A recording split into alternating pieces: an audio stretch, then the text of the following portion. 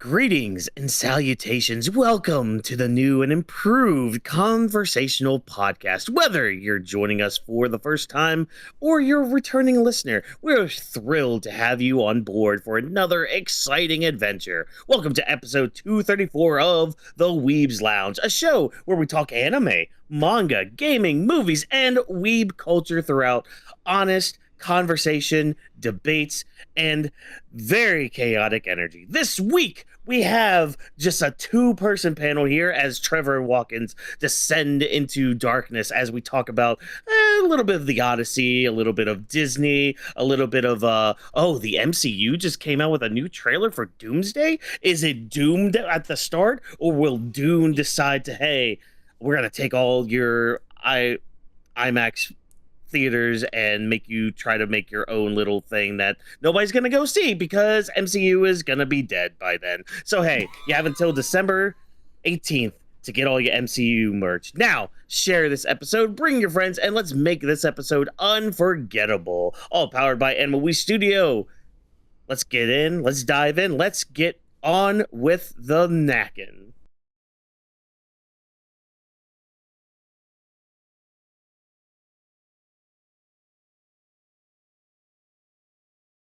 How's it going, everybody? It is your lovely, lovely Weebs here, giving you the Weebs Lounge. We're here to talk about all the things that are nerd culture, whether it's, movies, anime, manga, video games, whatever have you. We're going to talk about it. We're going to share our thoughts and opinions, our very animated opinions, mind you, because, yeah, we got we got some fun news to talk about. We got maybe a short little review in the middle of all this, but as always, I am your reigning, defending, undisputed Universal Heavyweight Champion of the world. That's right, it's Watkins here, your guide through all this bullshit that seems to be just media in general. You be the judge of what hits and what doesn't. I don't know. I'm not going to tell you how to think. That's not my job. That's the Lord above's job to judge you fairly and accurately. Now, of course, accuracy is always nice, especially when it comes to our weather. And luckily, today was very cloudy, unless you don't like clouds. But hey, there's one guy who loves clouds, and he also loves the moon. Ladies and gentlemen, Cloudy Crescent. How you doing tonight? One film. One weeb cast. Hopefully the sounds are picking through the microphone. I hope so as well. Oh, man. Yes, welcome. It is I, Cloudy Crescent, everyone's favorite angry cloud when it comes to certain things. Or delightful cloud, depending on certain things. It's a fun little potpourri. Anything could happen, much like the weather. Isn't that right, current weather? Calm down up there. It's been... Dude, off topic. It's been like back and forth between storm and then perfectly sunny all day. Oh, dude, it's supposed to storm tonight. Like, as we're recording, there was dark clouds all around. I'm like, let me take these dogs out, have them go really good, and then probably get electrocuted while recording an episode, because it's gonna be great, Oh, go ahead. I was about to say, I don't know for certain, because, you can't really tell how close lightning is, but when I was approaching my house, I swore there was, like, a flash of lightning, like, right behind me that struck, and you could just hear the... It might have, actually. Hopefully Inky was inside. Yeah, she was A-okay. Everyone's all right here.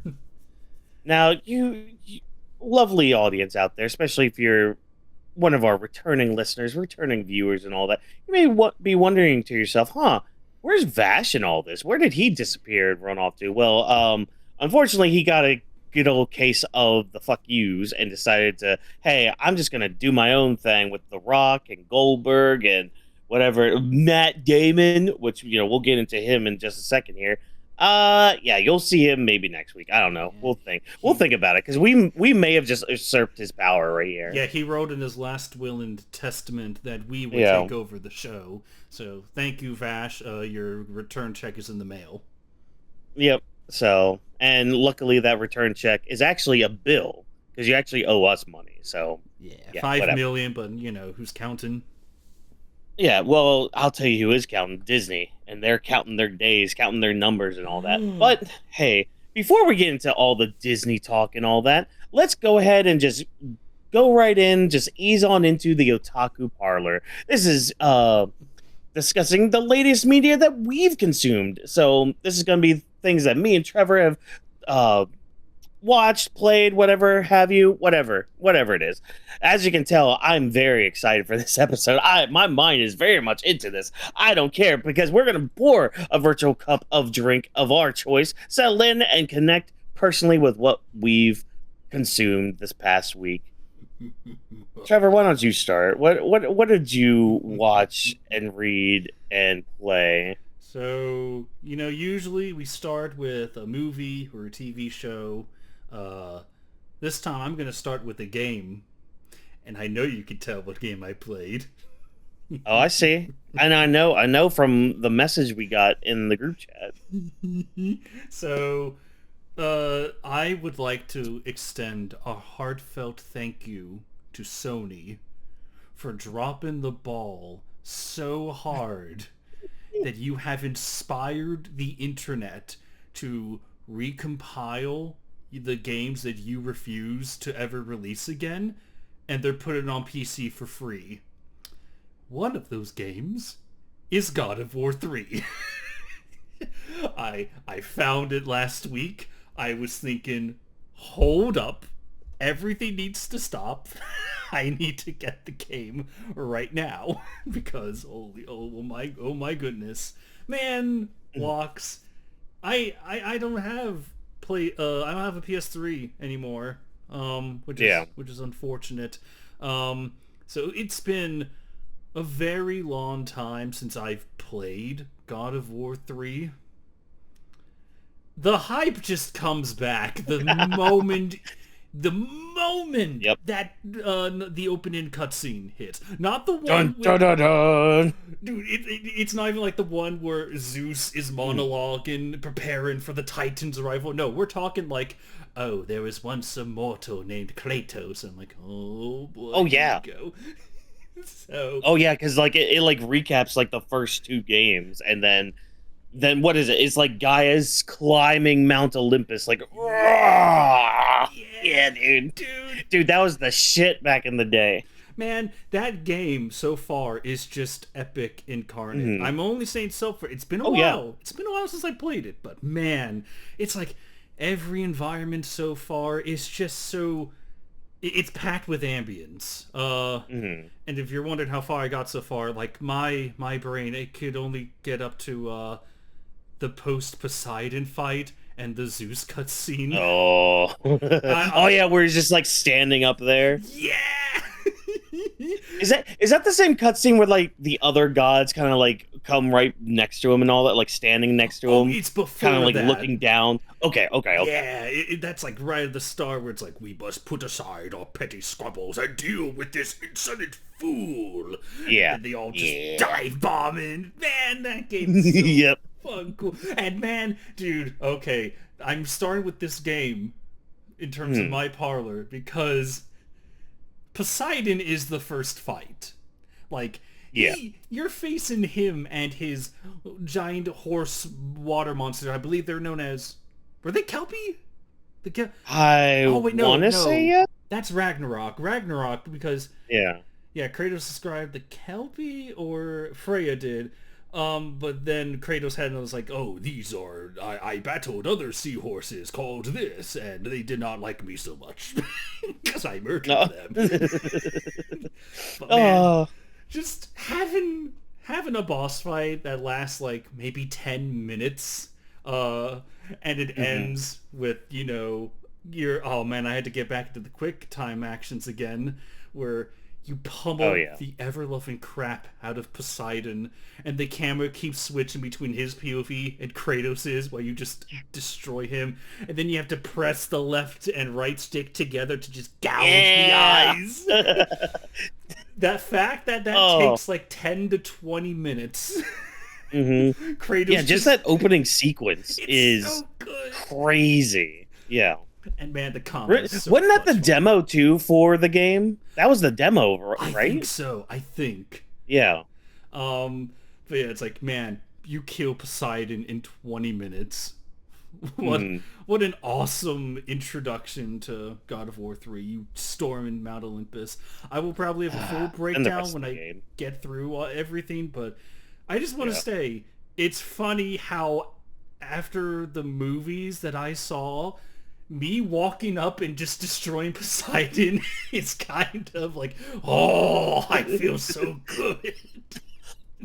Oh, yes, this is the power of a god.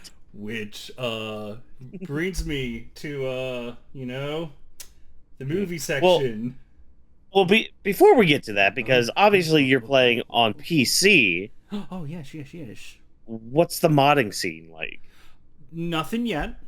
Uh, Okay. I think everyone is at the stage where it's like we got on PC. Mm, I think everyone's just like content with that right now. If there are mods, I will find them. Replace good. Kratos with Goofy or Vector I Man. I want a full report on my desk yesterday morning. Could you imagine if there's just a mod where nothing about Kratos has changed, but it's just a Waluigi head? So hey, look, movies. So, on our little document, on our notes, I wrote down that my movie was the Odyssey Triple Decker. Would you like to guess why it was called the Triple Decker? Well, judging by other messages I saw, I take it you watched other versions of the Odyssey. You're absolutely ridiculous. Now, depends on what other versions besides the Matt Damon version. Ah, well, you know what? I shall, much like Queen Penelope, allow me to weave you all a story. It's not going to be a quilt, but I shall weave you all a story. So, on Saturday, I plopped down and watched The Odyssey by Christopher Nolandis, the Dark Director. Now, going into the film, I think we all on the show made it clear that we were kind of aware of the controversies, but we all went whatever. We didn't really Yeah. care. We didn't really know, like, the full scope of the cast backlash. And, again, like, personally, I don't care. I'm going for the movie. How's the writing? Blah, blah, blah. You all have heard it before from me. Yeah. And hey, you know what? I'm going to watch this movie, and it's based on one of the most famous stories of all time. A story that I had very scarce memories of as a kid. Mm-hmm. It's been so long. I didn't have any connections or expectations of the Odyssey, so at this point, any viewing of the Odyssey was going to be like a fresh experience. So I watched it, got a few notes, which we will go into in a second, and as I left, I gave a confident score of 5 out of 10. Now, before anyone thinks that's harsh, Watkins, Hater. no, Hater. no. Hater. Please realize that this score, 5 out of 10, man, I thought it was like middle of the road. Just, it's right there, smack dab in the middle, average, Yeah. serviceable film. Didn't leave that much of a significant impact on me. Honestly, it's going to be like one of those films where I will probably never watch again. Mm-hmm. We've all had that. We watch a movie and we go, whatever. Didn't insult me. Yeah. Didn't kill me. Hey, it's like, all right. Yeah. It was fine. Yeah. But wait, hold on a second. I thought everyone loved this film, according to those sites that everyone should believe all the time. Even a few friends in my circle slapped the word good on it. Credence. So let me do a quick breakdown of my notes here. Just very quick. Don't worry, this is brief. Don't worry. Don't worry. Onward to page 50. No, that's going to be... I mean... all right, so... Yeah, yeah. So this version of the Odyssey kind of felt disjointed. It had like the... We've had that before with Christopher Nolan films where they just keep going back and forth between like a present scene and the future. It keeps going back and forth. Yeah. Because... And that's just like a Christopher Nolan trope right there. It's just like he loves to play with time a lot. He loves to like jump between like the past, the present, and keep things intertwined like that, which like uh, at least for me with the Odyssey, I feel like this actually kind of worked, mainly because of how it was laid out, you know. I can Like, agree to that extent. yeah, because like because like you had Odysseus, he was on Calypso's island, right? Yeah, the Or am I mixing whole up a lot of people? yeah, Yeah, I'm pretty sure he was just yeah, stuck on Calypso's island for like the whole movie, and it's just him yeah, recapping how he got there. exactly. And because he doesn't have his memory anymore, he lost his memory, so it's just like he's trying to put the pieces together, and then like you have Tom Holland in there as his son, and he's gonna forever be Tom Holland because we'll get into that here in a I little have a bit. note about that. Don't worry. Yeah, okay, good. um, Um, but like he was hearing like stories of his dad and all that from people who knew him or battled with him and all that. So like, yeah, that was one thing I really liked. From like the Christopher Nolan trope of like playing with time like that. So that's actually one that's like you said, it's a positive. I think, at least for me, it's a green flag. I could We're see. waving it fine. Yeah. Yeah, there were times where that's why I said like it felt disjointed. It's a Mhm. Christopher Nolan trope, so you're Yeah. gonna get the pros and the cons of that. Honestly, those cuts it kind of made the Odyssey feel like as a story, like what the Odyssey Right. is. It felt like a brief summary where it wasn't long enough, but Hmm. it's like, man, I wish it was even longer, despite the runtime already. It's like I feel like there's more to tell. Yeah. Um, and honestly, what did not help me was the dialogue. It was Yeah. constant exposition, barely any character work being done. No one talks to each other like people. 98% of the script, it felt like it was being delivered with the emotional weight of like a plank. It's the worst of the Nolan dialogue you hear. Like, Right. we could poke fun of it certain times in the Dark Knight trilogy, or I was about to say Oppenheimer, but no, where it's like you're not really looking at characters. It's just like people on screen, and it's like, let us talk philosophy and moral grandstanding Hmm. over who we are. We are all symbols. It's like, no, you're not. Right. I want my characters. Oh, and good luck convincing me that the Darth Vader Batman armor guy was cool in any way other than design. Good luck. Good Uh, luck. Um, Um, I think my thing with it, I might be commenting on a lot of your points too as we go through it, which is fine that's with all right. discussion and all this stuff. Yeah. I kind of agree with you, but I think my thing with the dialogue is it was doing this thing where it was just like it would go from like, okay, I'm watching the Odyssey, and then the dialogue would kind of shift into modern dialogue or like modern speak, as I'll say. Yeah, and it was like those moments that kind of took me out of it. Like I wish I could pinpoint one moment. Oh, I can. And oh, please do, please do. Dude, two moments in particular because I had to jot them down where Odysseus is like 10 years on this fucking beach. I'm like, oh, stop. And Okay. Robert Pattinson at the very beginning, he's like, you're pining for a daddy. It's like, stop. Don't talk. I'm gonna get into that in a second here.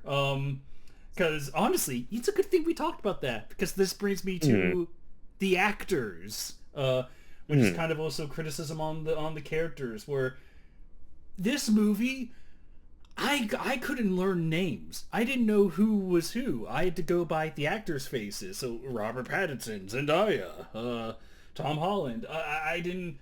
I couldn't really connect with anyone past the actor's face. And it felt like watching them perform. I know they can act. We have seen them act. But I don't know. It felt like they were doing like an amateur Shakespeare play where... Okay, I'm glad you said that because throughout most of it, I'm just sitting there thinking, I feel like I'm watching a play right now.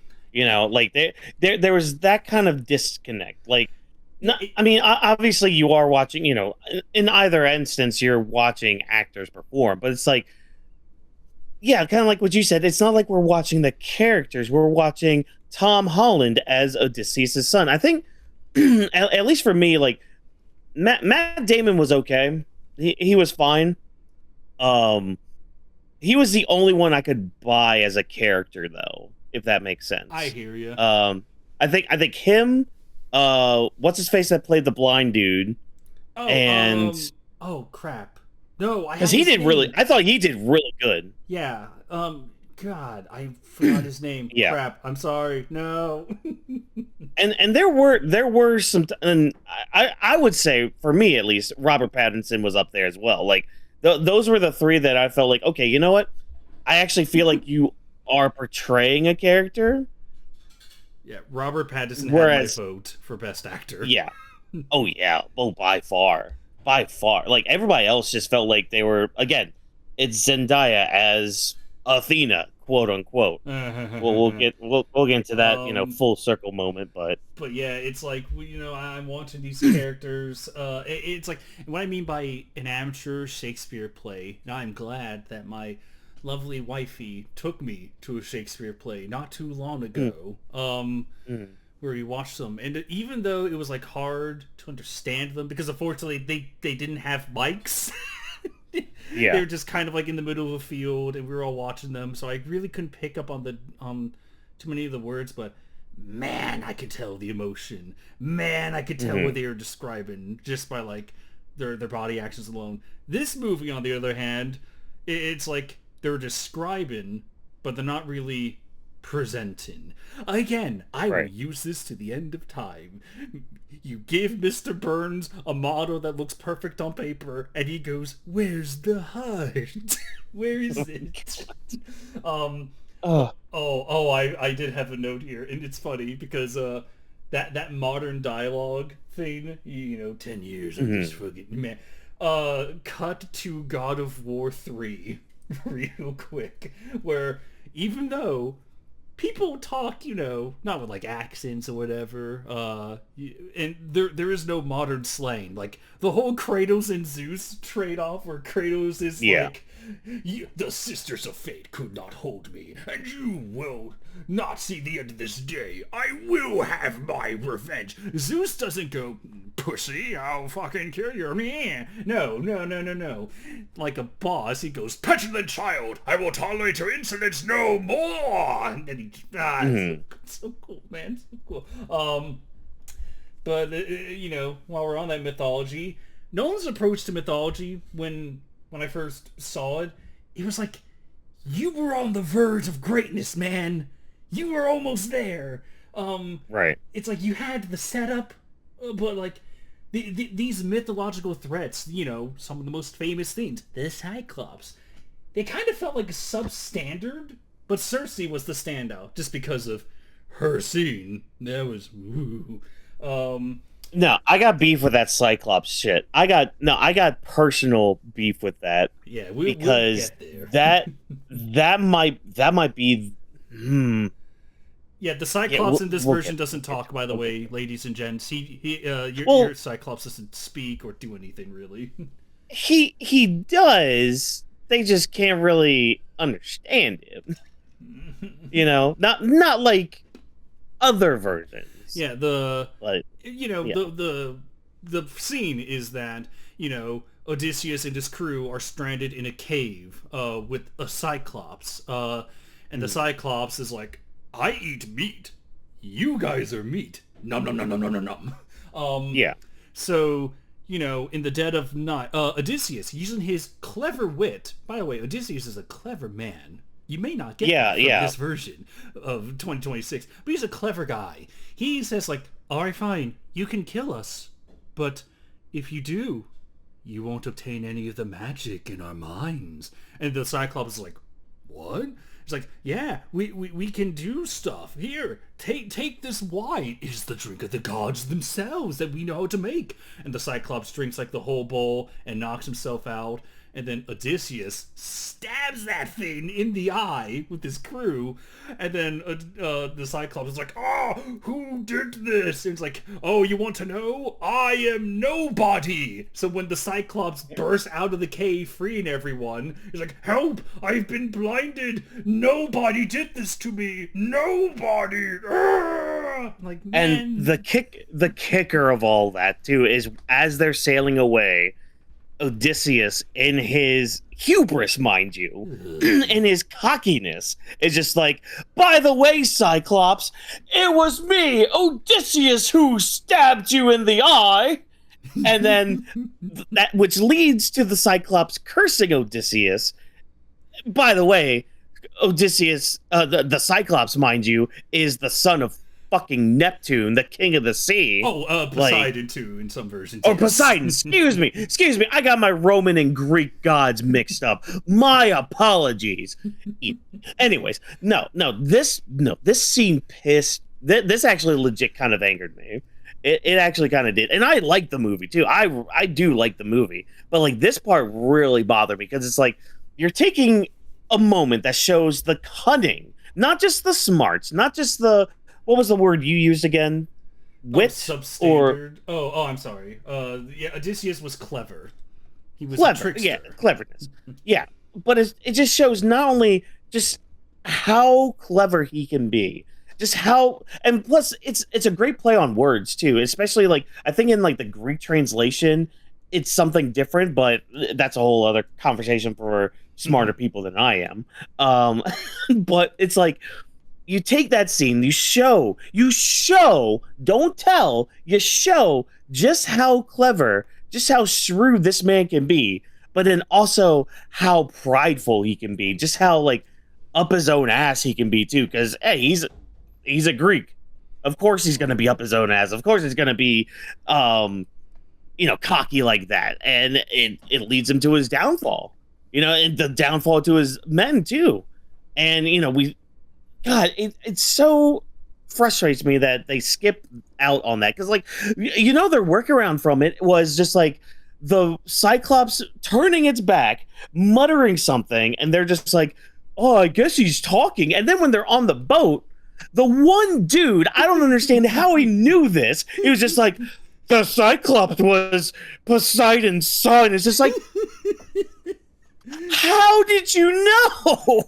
How did you Cyclops? Yeah, do you speak Cyclops? Because that would have held back fucking there. Like, that would have been great.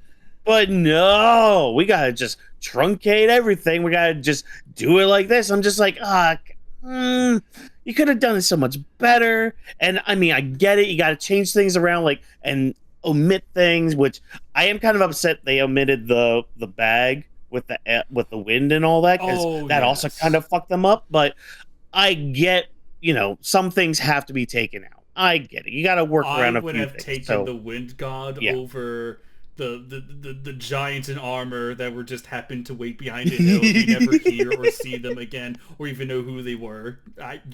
They were not in the original. It's like, they were in one of. Well, it was something with like giants though that chased them off, wasn't it? I don't know. Know. Well, that's what it was supposed to be. I don't know. Yeah. I think some stories might omit that one anyways. Okay. Cursed Elbath ruining everything. Damn you, Elbath, as I cough up a lung. Yeah, because like they run into the baby and all that. But that's the thing. They were more giant than what they had with the armor. But whatever. Right. Yeah. But yeah, it's like basically Christopher Nolan has this weird, obsession with reality that really hindered. Like, if you're gonna do these fantasy elements, just go all in. Don't just allude that maybe the storm was Poseidon. Just say it was Poseidon. Don't shoehorn the whole maybe that Cyclops was Poseidon's son. Just do that. You're doing this thing where it's like, oh, we didn't include certain orchestral themes because, they weren't involved in ancient Greece. Meanwhile, you put a rapper as it's your storyteller because you thought rap was similar to Greek poems. Like, stop. Well, look, we got to be modern. We got to be hip with the kids and all of that. But that thing about the gods actually got me kind of thinking, because like one like story they kept trying to tell in the Odyssey was kind of questioning the gods a bit, like questioning whether they're actually real. Well, there was some questioning on whether it was real, but like we get a lot of like, okay, people are kind of moving away from like the Zeus rule or whatever, or like the Oh, law of Zeus's Zeus. law. Yeah, Yeah. Zeus's law and all like things like that. We see it with like the witch turning people into pigs, which god Cersei damn that violated the scene. shit out of Zeus's law. Where was the bearded asshole Yeah, then, huh? yeah. Oh, he was fucking his sister. That's what he was doing. Oh. Well, zinger. um. And the fact that that is probably canon in some sort of mythology. Aw. But Uh, yeah, in summation, there were things I liked in this. What yeah, again, wasn't too impressed. I thought it was middle of the road, 5 out of 10 out best. That was Saturday afternoon. yeah. Which, yeah, a Cut to 3 hour long Sunday movie. morning. Yeah, that's right. Story ain't done. We only covered one patty of this Oh, that's triple right. decker sandwich. Yeah, that's right. One You patty. watched two others. Cut to Sunday morning. I will admit I wasn't feeling too good. Basically bedridden, so I was trying to get some rest, and I thought of dozing off while listening to something. I'm sure some of you can understand that pain or comfort. So I came across a random YouTube video in my recommendations. It was like giving more lore to the threats Odysseus faced. I thought, oh yeah, that sounds cool. You know what? I'll probably start to doze off. I dozed off at like the first minute, I'm pretty sure. Where I just slept through all of it. So hey, mission success. But when I woke up, there was another video right under it. The Odyssey from 1997. And There we go. this was not a clip. No, no, no, no, no, no, no, no, no, no. This was the It was whole the full thing. shebang. Yeah, a two-parter video series, 3 hours and 3 minutes in total. And no, this is not one of those like movies that's on YouTube that says for free or you have to buy with ads or whatever. No, no, no, no, no. They are just regular movies. They are completely free. They're just regular videos. In fact, what? Go ahead. Look it up on YouTube. Everyone listening, watching, go ahead. Open up a new tab. Pull it on your phone. Type Odyssey 1997. I'll wait a few seconds. I'm serious. Go ahead. Have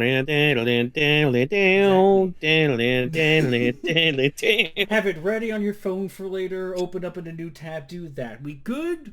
All right. Think we're good. Gave you all some time. Now, anyway, I didn't want to punch a gift horse in the mouth, so Right. I decided to watch the 1997 version.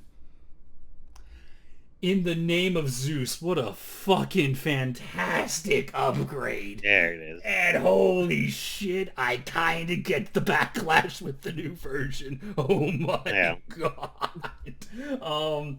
These two videos, it was, and I'm saying these two videos because it's split into, it's like a TV movie split into two films. Right. It's like I learned the names of the characters. I got to watch people actually put on performances. The story goes all in on the fantasy elements. The effects and cinematography were eye-catching in the best way. Story was captivating from start to end. The mythological threats weren't just big, stupid obstacles that were in the way. They were all challenges set forth by the gods themselves to teach Odysseus a lesson. And to make him suffer, but a lesson nonetheless. You know what? Speaking of Odysseus, while I'm on this little ramble here, what an upgrade! Instead of Matt Damon delivering generic, pitiful protagonist dialogue for hours on end and feeling guilty over Troy, making him think, why should I go home? Nah, fuck that version. Kick it out of the sea. Kick it down the sea. Armand Assante, the guy who played this Odysseus in 1997, he made me experience a tale of a proud warrior king who was good at what he did. He earned his victories, and he stood amongst legends while still being in this kind of realistic realm. But you pointed out, Watkins, and I'm going to make a comparison here, kind of like a certain other hero, Puss in Boots. Odysseus was really arrogant. He was quite the cocky mortal. He had a good heart. There's no question there. He had a good heart, an even sharper mind. But, well, when he won the Battle of Troy thanks to his horse, he yelled to the gods how good he was and how he didn't need them. This pissed off Poseidon. Again, it's really funny after God of War 3 dealing with Poseidon in 20 minutes versus Poseidon started a 20-year grudge match because, like, hey, I let you cross the sea. What do you mean you don't Yeah. need me? Fuck you. You know what? I'm going to use all my powers to make sure you don't get home. You're going to be stuck on the sea forever. And my God, the voice for Poseidon, it's awesome. Do you remember the voice of God in The Prince of Egypt? Yes, yes, I do. Take that voice, deepen it, up the bass, add wave sounds to it. That's your Poseidon. He sounds so cool. Ooh. Kind of like Unicron in the Transformers movie. The first Oh, animated one. yeah. Dude, Oh, that was good. Dude, as he's talking, it's like, you will never again see your home again. You can see like a wave, but in that wave, it's a blink and miss it, but you can see a face on it. You can see eyes, a nose, and a mouth on it. It's like, that's cool. That's so cool. Oh shit! What I had something in there. I just remembered. Again, I'm working off my ramblets here. You know what? Odysseus, his journey, pretty cool. Penelope in this version. Oh my God! What an upgrade! Like, can I just say, Anne Hathaway, I love you. I really do. And you know what? You were in line to be one of those top performers in this movie. But then a certain scene happened. And I'm sitting there like, okay, what? And this is where like the modern parts of the dialogue start kicking in, and I start sitting there like, a person back then during this time period would not be acting like this. Oh, is it the whole? Oh, I'm sorry. Go ahead. I didn't mean to. I think you know what I'm talking about here. It's the whole like when she was yelling at her son when he came back, and she's just like, "I sat at the throne. I am the queen." It's just like, where is this coming from, dude? On one hand, it's like, I deserve to rule. I should be. I am the queen, right? I rule here. And it's like, oh, I get it. Christopher Nolan is trying to, like, you know, really empower this one person. At the same time, it's like, look where your rule got you. You've done nothing in your time as queen. Your home has been basically invaded by a bunch of suitors. And you are losing all your livestock and your maids to these band of hoodlums. So, and it's like, I get what they're trying to get across. I think it's just because that fail of context realization. For them. Well, it's just like that never was Penelope. Like, she was strictly loyal to Odysseus, and not saying she wasn't here, but it's just like when that scene happened, I'm just like, that's no, because she held onto that throne because Odysseus wasn't dead. Like, she didn't even give her son that throne because she's just like, your dad's not dead. Dude, in hindsight, it actually makes me a little mad that throughout the movie, Anne Hathaway kept, like, she was not only on the verge, but she kind of kept flip-flopping, where it's like, your father is dead, and now the kingdom is doomed. And it's like, that's not my multiverse's Penelope. What?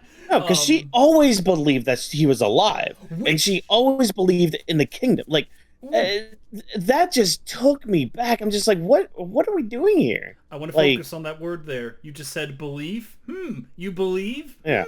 Because much like Odysseus, you know, going against he was kind of going against the gods till he learned, like, okay, I'm not a one-man show. Fine.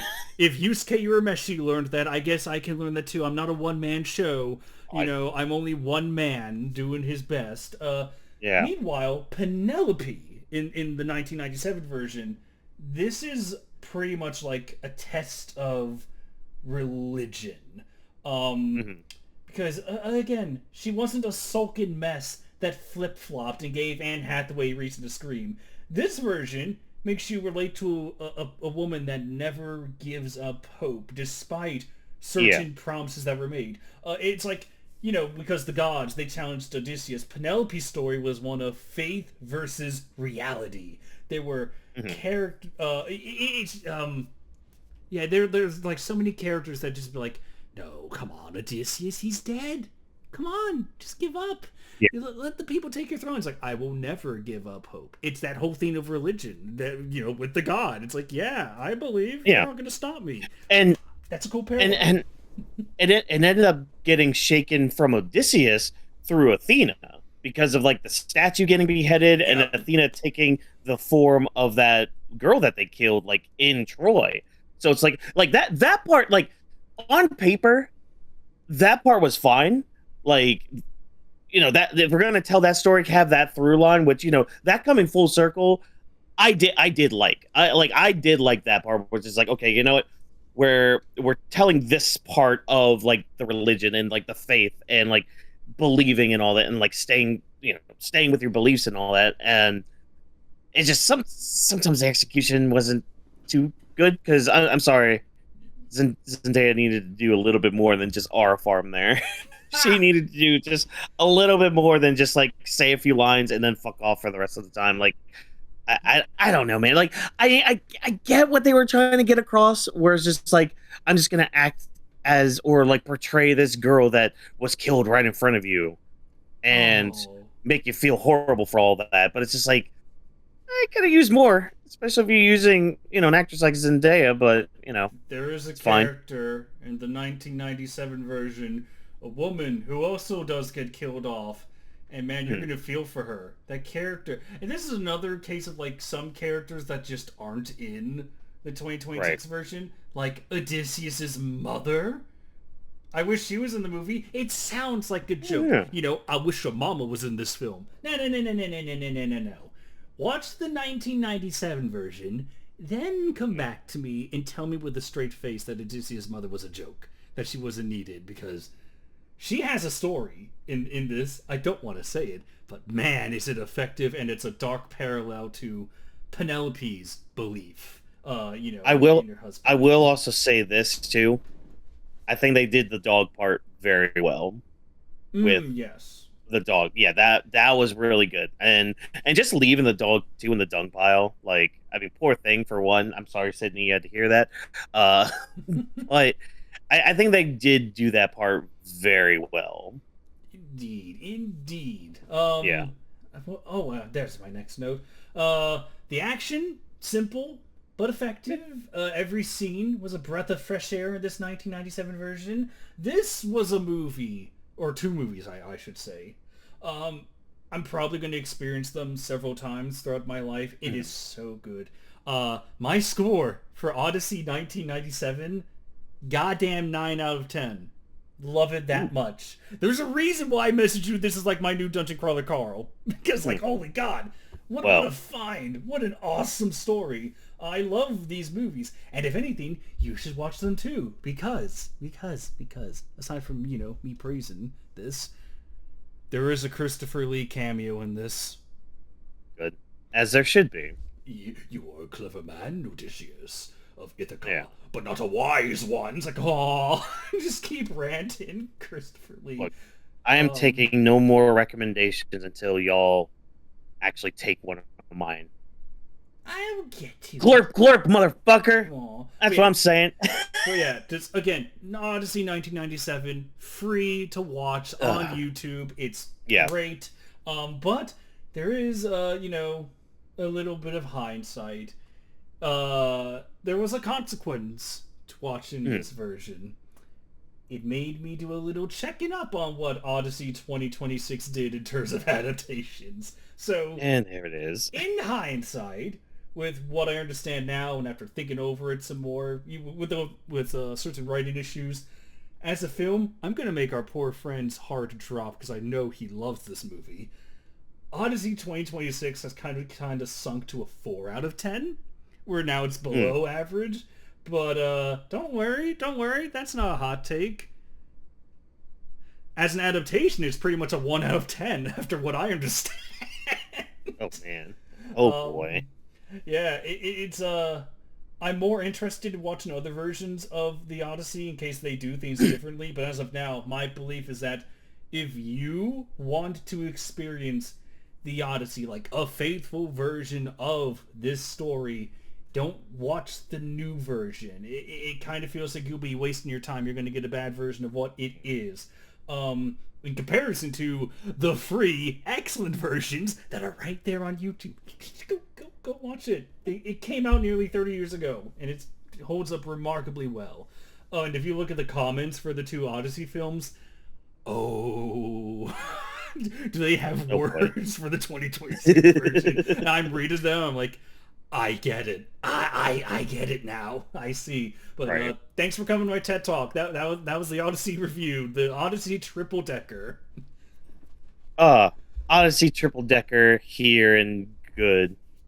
Perfect. Yeah. So, I mean, I guess I'll talk about mine. My parlor is gonna be very kind of short because I'm still playing through Assassin's Creed Black Flag Resynced. All of you that think this is a bad game, you know, the line's over there to kiss my butt. So, be sure to get in it. I'll make sure to eat Taco Bell right beforehand. So, great, cool, awesome. And Digimon Story Time Strangers, still a fantastic game. Both of them, fantastic games. But we've already talked about the Odyssey when it comes to like my movies and all that. I actually watched a couple other movies. Holy crap. I'm actually experiencing other things besides a dungeon crawl. Who'd have thunk it? Impossible. Right? I went to go see Disclosure Day. Ooh. This new Steven Spielberg movie where, it's about basically the whole premise of the movie is these this one guy mainly, he gets his hands on a bunch of secret documents from the United States like military or whatever about aliens. And him and another group are hell-bent on getting the news out there. And this other girl who was also like, she was like abducted like in her childhood and all that, she ends up like getting like this almost sixth sense, or like, I guess in like One Piece terms, which I'll use, it's almost like she has mantra where she knows where this other dude is with that information. So she's trying to get to him, he's trying to get to her to like get the information and all that. And so the whole story is about like getting the information to a news outlet to get the news out there. And so, you got your action, you got your chase sequences, you got this other great effects too, mind you. Like you do get to see some aliens in this. But I think the biggest the best part of this movie, I think, is the climax. Now I'm not going to say, what all happens with it. I mean, obviously, they do get the news out there, but it's like when they do this part is like, because this is what the whole movie's been building up to. Like, okay, what happens when the news gets out? It's kind of chilling in a way, because like because like all these news sources are already talking about like World War III or whatever in this version of Earth. But then like as soon as they get this news, like they started, in the little Kansas City area, and then they bring it out to like who was the first one? It was like CNN or something. And they stopped talking about World War III and started like disclosing this information. Literally name dropping the movie too of the Disclosure Day. This is Disclosure Day. It's like, oh shit.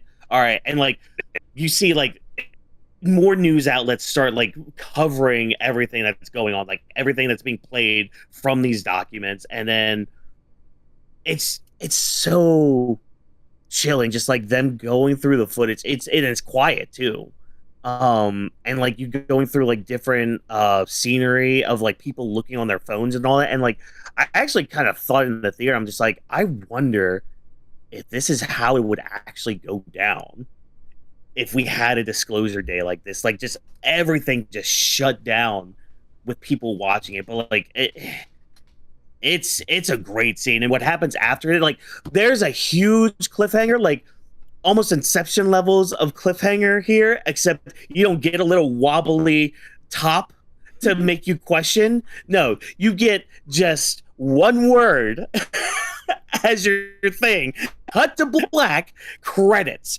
And I'm just like, oh, you fucking dick, you absolute asshole, Steven Spielberg. How dare you make me feel like some type of way for this movie? But it is a good movie. Like there's a few twists and all that I didn't get into, which obviously didn't want to spoil too much. But man, that ending just kind of leaves you just thinking a lot about like, oh man, is this how it would go down? Is like, would we actually come together as a human race if we were to find out that we weren't alone on this planet And or in this declare universe? that this is our Independence Day.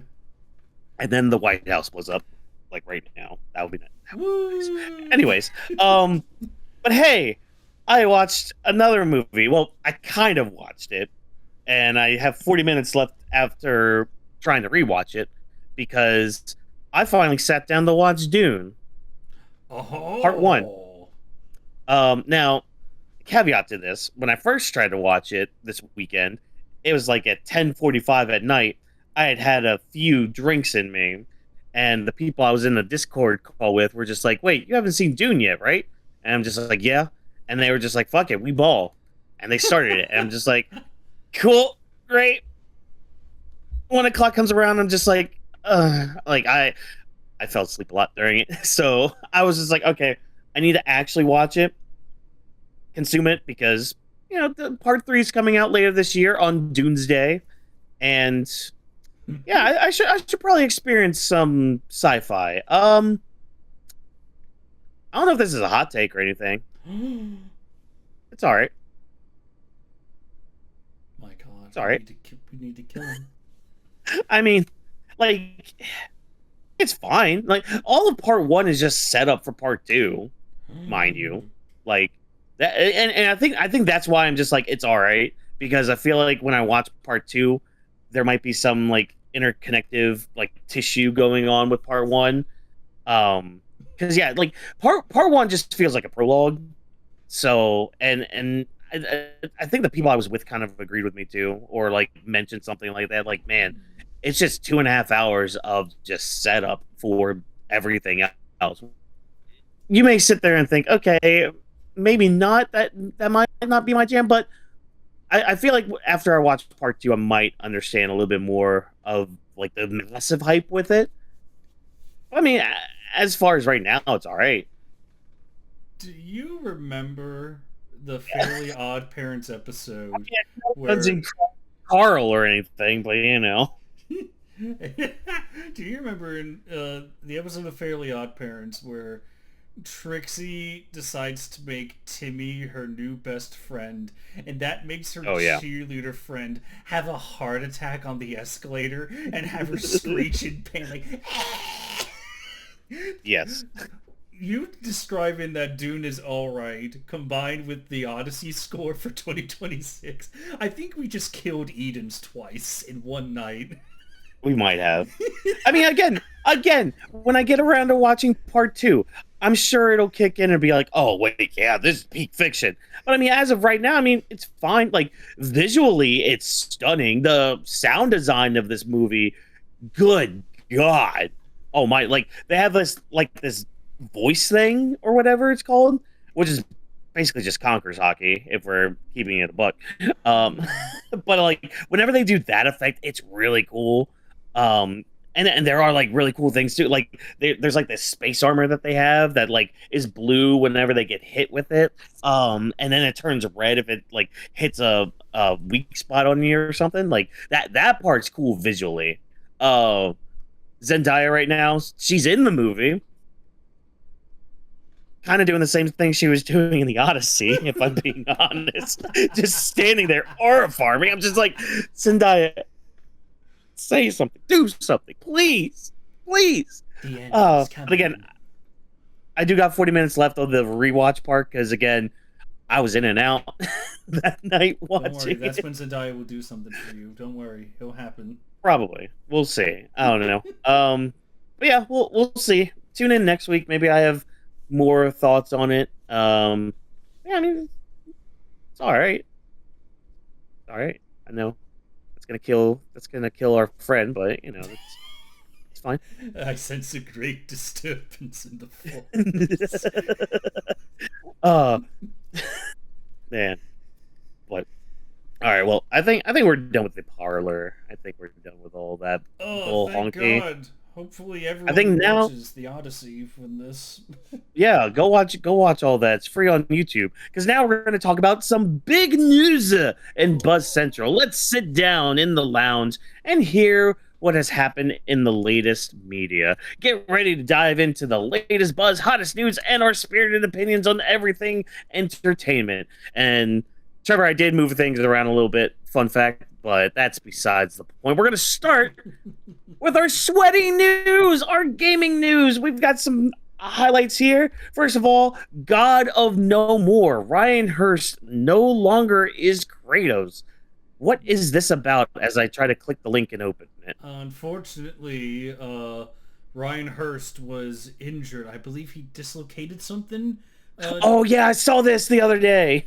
Yeah, so because of that injury, not only is he out as Kratos, like he's not playing the character anymore, I believe the entire season has stopped filming. And they need Yep. to recast him. So they're basically starting over. It's the main character. Look, They're starting over. all I'm going to say is that there are plenty of wrestlers right now who have a very similar beard to Kratos. What the? Oh, Oh, I think your audio cut out there for a second, but that might have been on my end. did it? Did it? Oh, Oh, okay. yeah, you're good. Oh, You're good. that was good. Okay, cool. Bash, Yeah. cut that out. Anyway, yeah, just go in the wrestling market. Why not?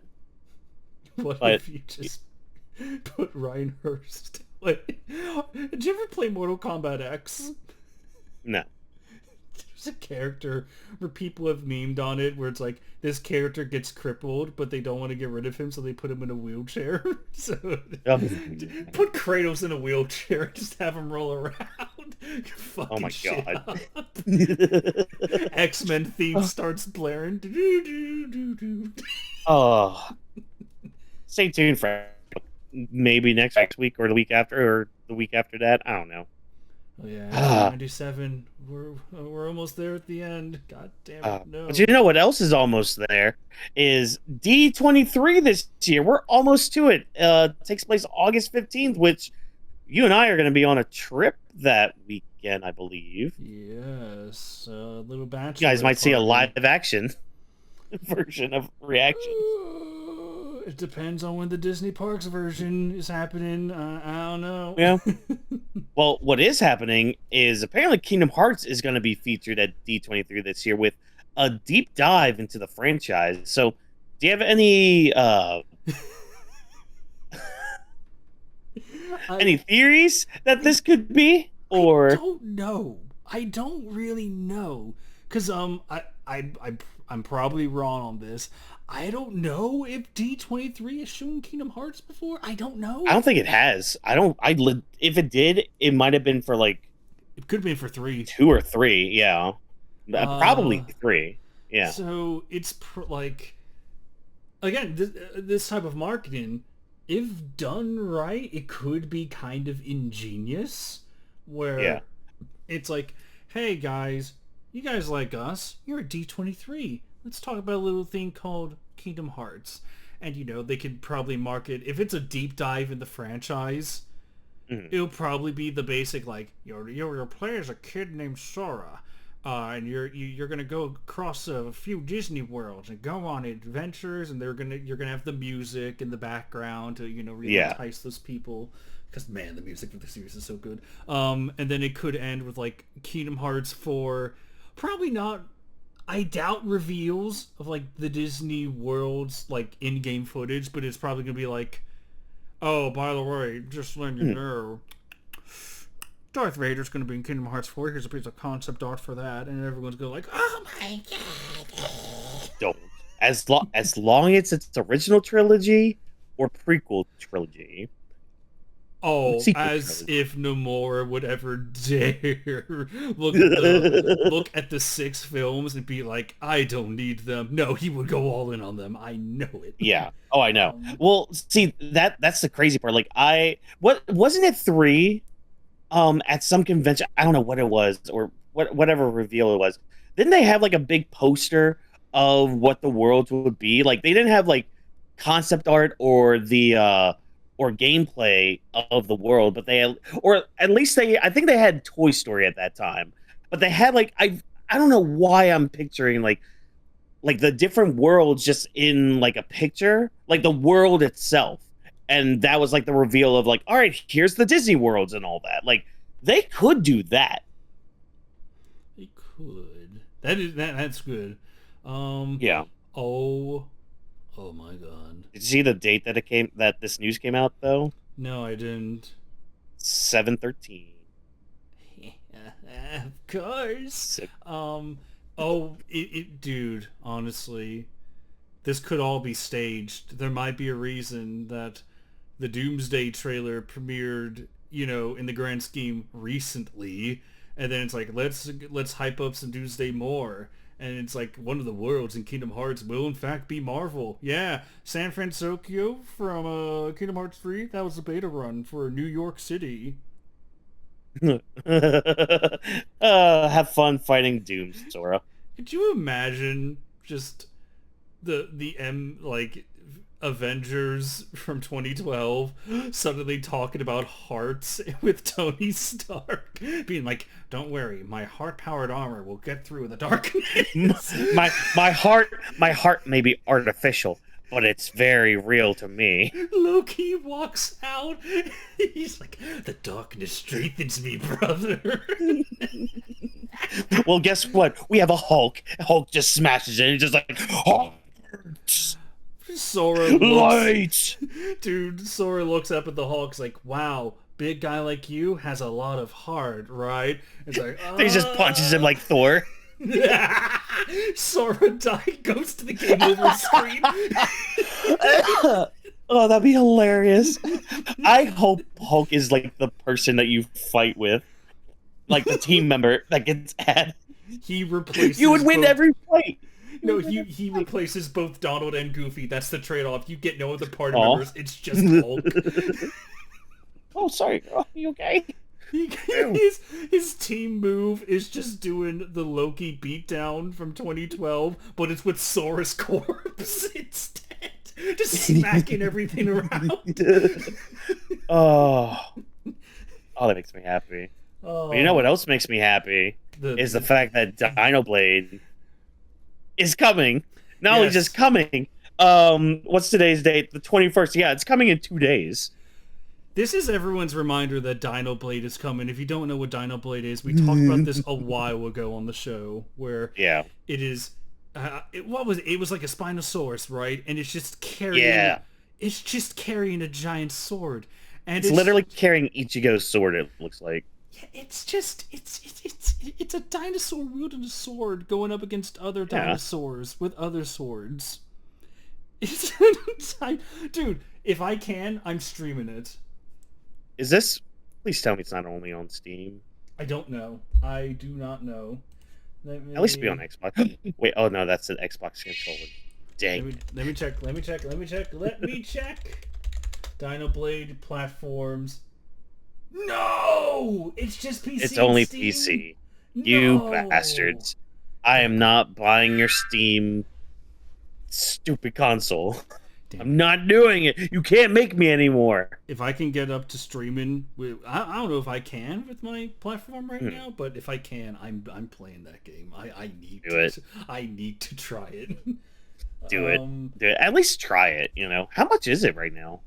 Probably like $70. I'm just hoping, like, if I can stream, like I don't have that big of a platform, so if YouTube allows me to live stream, I should be allowed to. And hopefully the gameplay runs smoothly. That's all I want. I want a microphone that works too. So, please work. Yeah.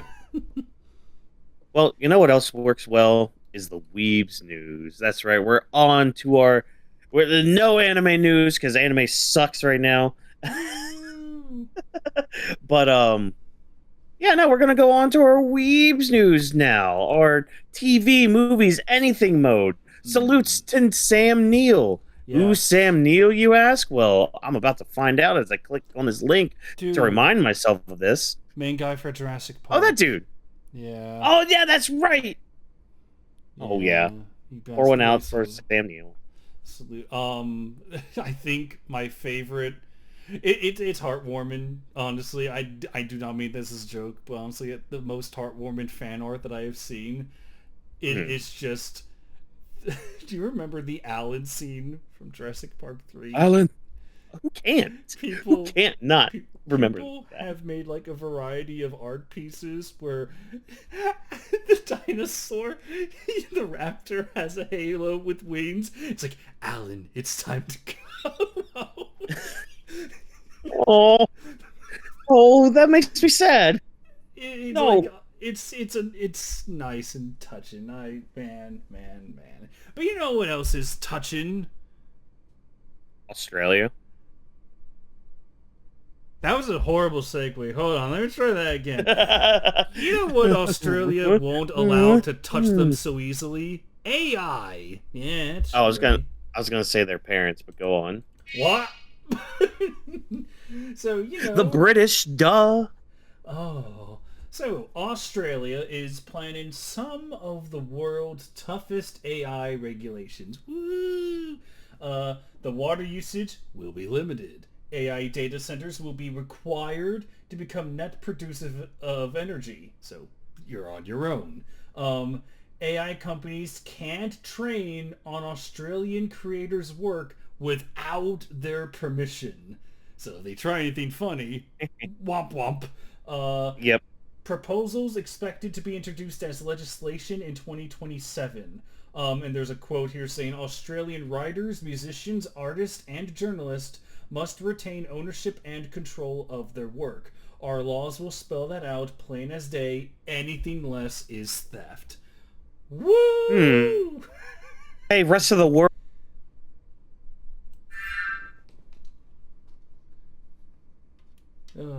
That's it. That's all I got to say.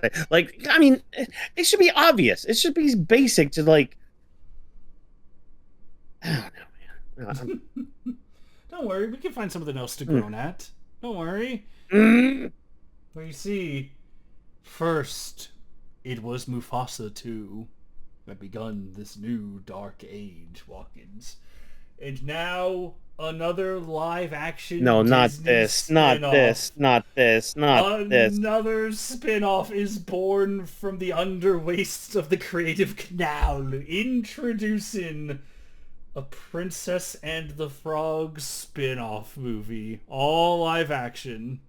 You know what's crazy about this is they canceled that animated show that they were going to make Yes! for this. Thank you for bringing it up because I was about to. It's just... It's bullshit. I love Princess and the Frog, and you're just gonna fuck it. You're gonna fuck it, and not in the good, pleasant way. In the way that will get you arrested.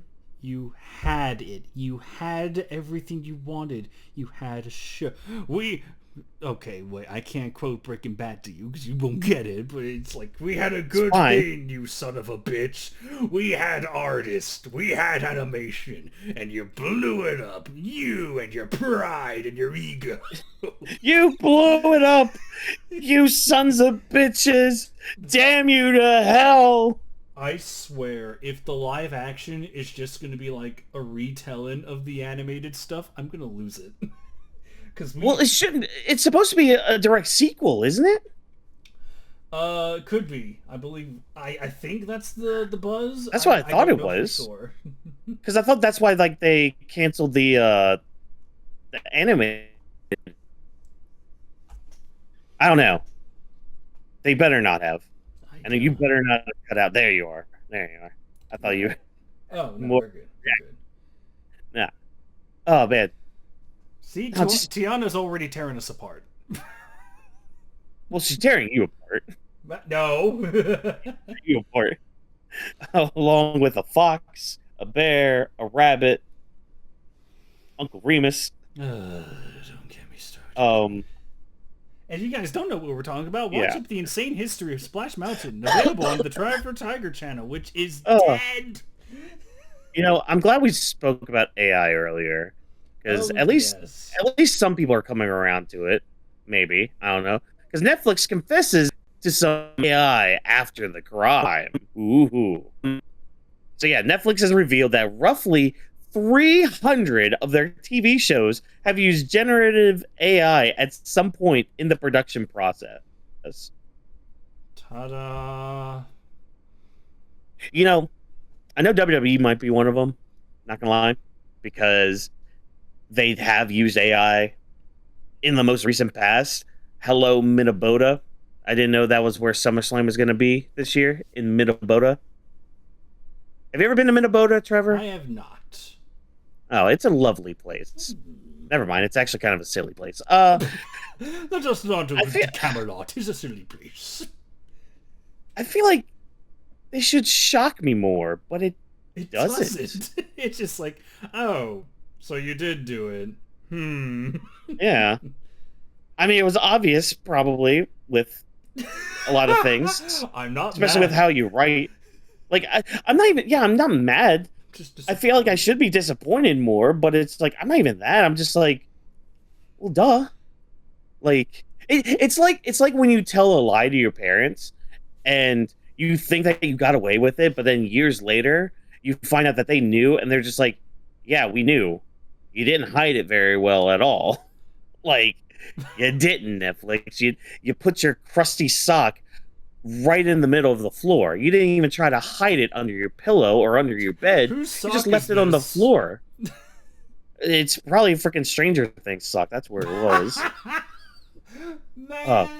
Man, I wonder if AI was used in that final season. All that could explain some things. It honestly wouldn't surprise me. Much like Mr. Lucas here. Oh, god damn it. Innovator of Star Wars, the man who made a whole universe that just won't stop, won't end. George Lucas claims that AI is making it easier to make movies, despite not having directed a movie in over decades. What a shot. And there's a quote here. There's nothing you can do about it. That's progress. It's the future. Boo. You say it's the future. Maybe we can use it in some good ways, but man, George, surely you of all people know that, as it is now and how rampant it's becoming, even you should know that it's not a good sign right now. I actually clicked on the interview because I'm actually very curious when this comes up. Oh, I need to be logged in for it? Boo. You suck. No wonder people just go off for the freaking headlines anymore. I'm not subscribing to your thing. No, it's just like, how do you say something like that? How do you back up generative AI like this? It just baffles me, especially as a creator. Like somebody like George Lucas, who again literally created a whole universe for people for years to just create stories off of, to create their own stories off of, whether it's picking up the pencil to write, or picking up the pencil to draw, or picking up the pencil to like throw at a cosplayer that's cosplaying as Darth Jar Jar Binks. Be better. It's not that hard. Excuse you? Oh yeah, excuse you. Wait, there might be breaking news.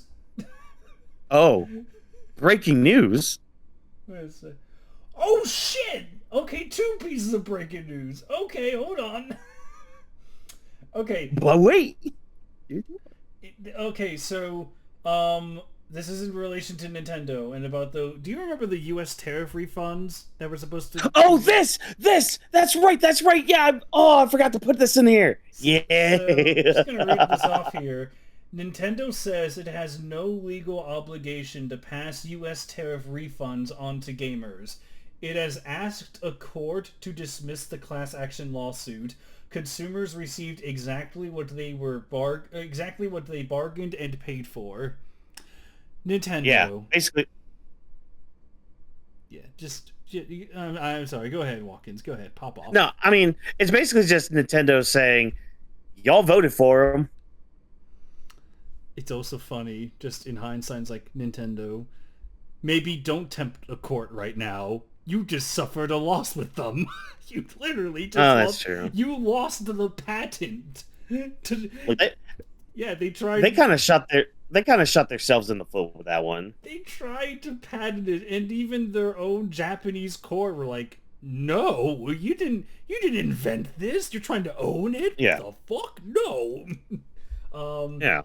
The other one, is in terms of layoffs with good old Disney. Oh, yeah.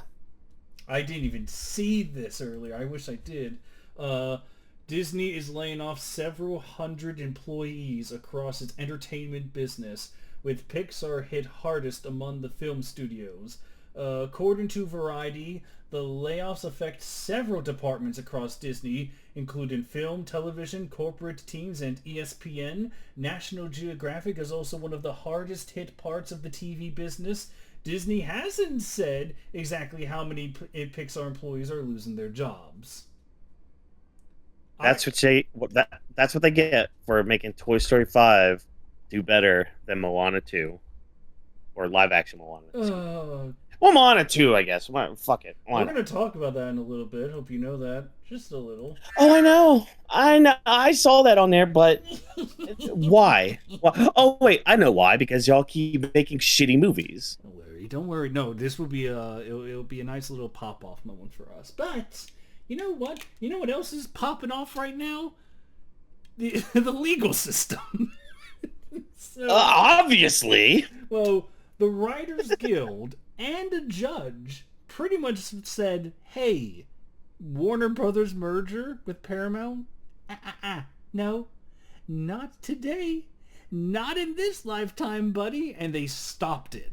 They temporarily halted it for obvious reasons.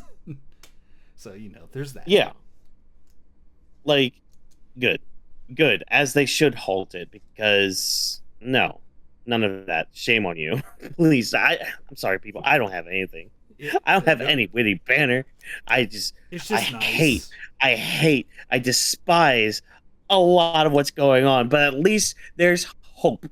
And hopefully that hope can bring us to brighter pastures where innovation is a thing and people over the age of 60 can just go retire. Yep. Get out of my way. But hey, and at least Shaun the Sheep's still around. Yeah, that was really cool to see. It's like, hey, Shaun the Sheep. This could be a new movie about him. It's like, oh my god, you guys are still alive. Thank God. Yay. I didn't have anything else. I figured you and I would pop off the most over that. It's like, yeah, Shaun the Sheep. Yeah. Walls and no. What I'm popping off the most on is this next one. Yes! Because I remember reading this when it came out. Okay, so everybody, the plot for Spaceballs 2 has been revealed, and oh my god. I love it. Somehow, Doc Helmets has returned 40 years after the events of the first Spaceballs, 50 years after the events of Star Wars A New Hope, and 1 year after the events of The Devil Wears Prada 2. The galaxy is once again under threat. And yes, I thought about you with that Devil Wears Prada 2 line. It's perfect. A threat so evil, so unstoppable, so completely lacking in any original ideas that it has vowed to bring back the past, every last bit of it. And immediately I'm like, is he gonna pull from like his old movies just to add to the poke that he's already doing? Yeah, not even to add to like, dude, it would be the thing of like, he would add characters from his old movies just as fan service. However, at the same time, it's like, do you understand how pointless fan service has become? You don't understand the impact of that anymore. He's gonna destroy. Man, I hope that happens. That's the thing. It'll just be some bum character from like it'll be one of the cowboys from Blazing Saddles, not like a named cowboy, like just one of the random cowboys that were singing "Camp Down Ladies Sing This Song," like one of those groups. Dude, one of the random extras, and they're still kicking after all these years. And it's like, yeah, I was in that movie. Clap. You want to be in this one? Oh, with Lone Star in hiding. Already, I'm just like, oh my god. Okay, shots at Luke. All right, Yep. Queen Vespa on the throne, and the Schwartz stretched thinner than a franchise releasing TV episodes Get theatrically. fucked, LucasArts. I mean Disney. Oh, Mandalorian. The only hope for the galaxy is Vespa's undisciplined son, Prince Starburst, and a mysterious palace advisor named Destiny. Ooh. I hope Destiny has a child. Oh god. Oh, together they must find Lone Star, Yogurt. So already I'm just like, oh, hell yeah. Yeah. He's going to be in the movie. And any other iconic legacy characters fans are demanding before they discover the hard way that while some threats you can fight, the reboot is not one of them. I'm loving the like Spaceballs 2 is just like gonna be like a commentary on reboots in general and the unoriginality that's happened recently. It's man, I'm excited. I'm excited. We need parodies. I hope we need good parodies again. Yeah. And I'm very much excited with this with the Spaceballs 2 thing. Especially like in my mind now, this would kind of be a little fucked up, but it wouldn't surprise me if they went a route of like, oh yeah, here's Barf, and it's so obviously not Barf, it's just some recasted dude that is in some bad painting. I was about to say it's I have a feeling it's gonna be like Smiling Friends with the Gwimbly. Oh my God. Where it's like I do know of one yeah, we find Lone Star, it's like I do know of one friend that can help us, and it's Barf, and then they just cut to a cemetery and Barf's grave is just there. Oh no. It's like, man, I'll admit it right now, America has a fucking fentanyl crisis in our hands.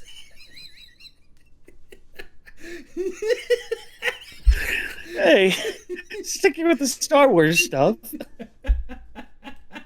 At least there's something positive with Star Wars besides Spaceballs. Star Wars has announced its biggest official exhibition ever, featuring more than 70 real screen-used props. Darth Vader's costume, Darth Maul's lightsaber, Grogu, R2-D2, and more will all be on display when it opens in 2027. I want to go. I do too. Apparently tickets. I want to see a lightsaber. Tickets for the experience will go on sale in November, ahead of its 2027 opening in February. The expo. Oh my God, we're going. We're going. What? What? It runs what? in Philadelphia. We could totally do that. Oh, tempting. Okay, but here's the kicker. Here's I want to know your prediction for this. How much do you think it's going to be? Oh, fuck. Oh, I'm hoping that it's a fair thing, like a museum ticket, maybe $50 at most. Let me have this, god damn it. Probably gonna be $300. You're gonna have to take a loan out. Well, hey, don't quit yet. You have enough budget to make it. You can have the budget to go to that, right? Like, and I'm sure it'll be well received. Unlike Moana live action. Dude, okay, I swear, we're gonna tie this into Moana here in just a second. I don't know why. I got sent a meme. Oh God. I'll send it to you later. We can save it for Vash to put up on the screen. But do you know it's the meme of there's a kid in a propeller hat playing with the toy, and it's Pixar going like, I made 2 box office hits this year. Angry man behind them going, and that's representative Disney. He's like, I fucking hate you and hope you die. Oh, that's great.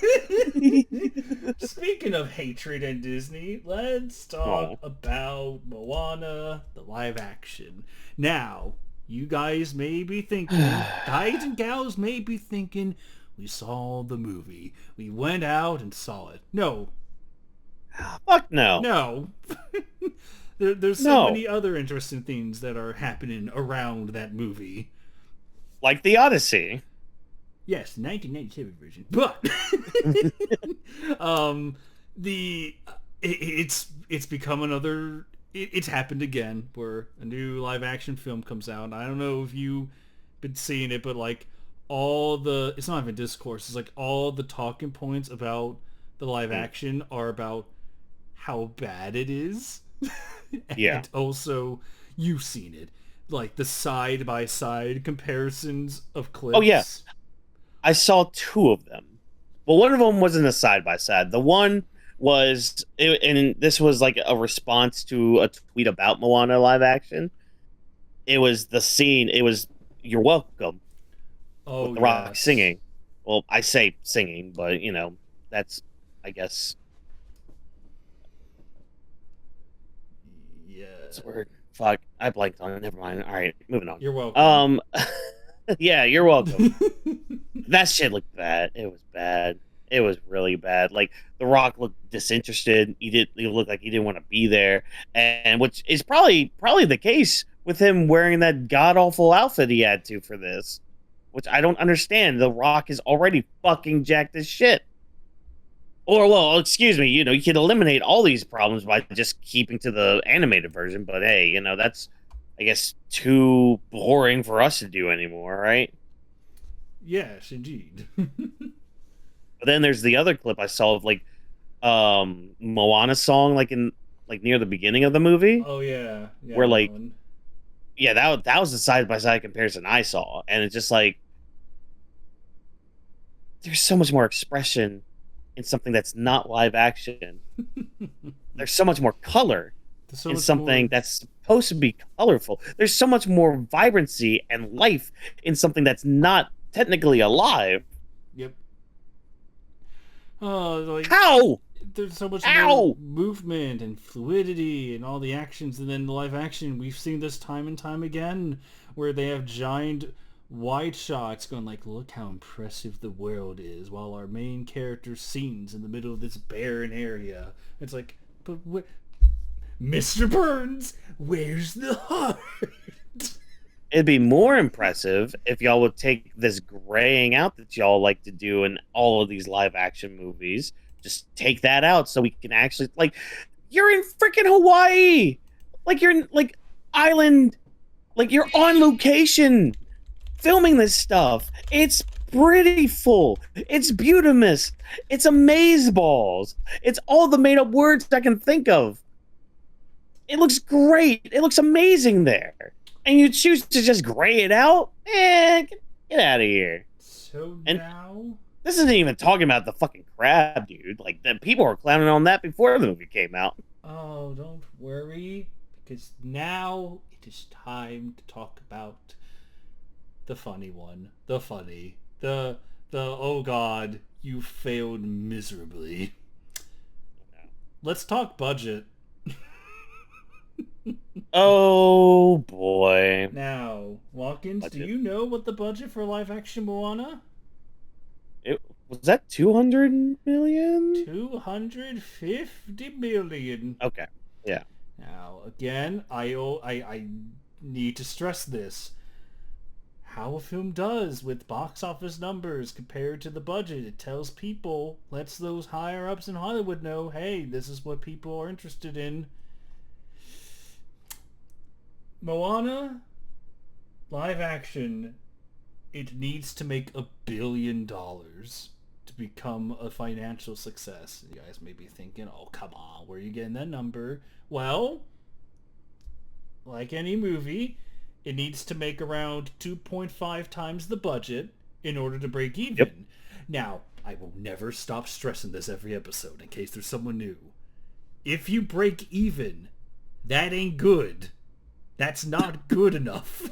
That means that your No. movie just started earning pennies back. You needed to be a success. You needed to make more money. It's kind of obvious. So to do that, Yeah. the factor is like, oh, well, you need to add 1.5 times to that. So in actuality, a film needs to make 4 times its budget generally to be considered a financial success. And many films have done this. Obsession, Iron Lung, they've done that. Not Chris Stuckman, lol. Get fucked. Oh. Oh my So meanwhile, Moana, live action, as of right now. Are you ready to laugh?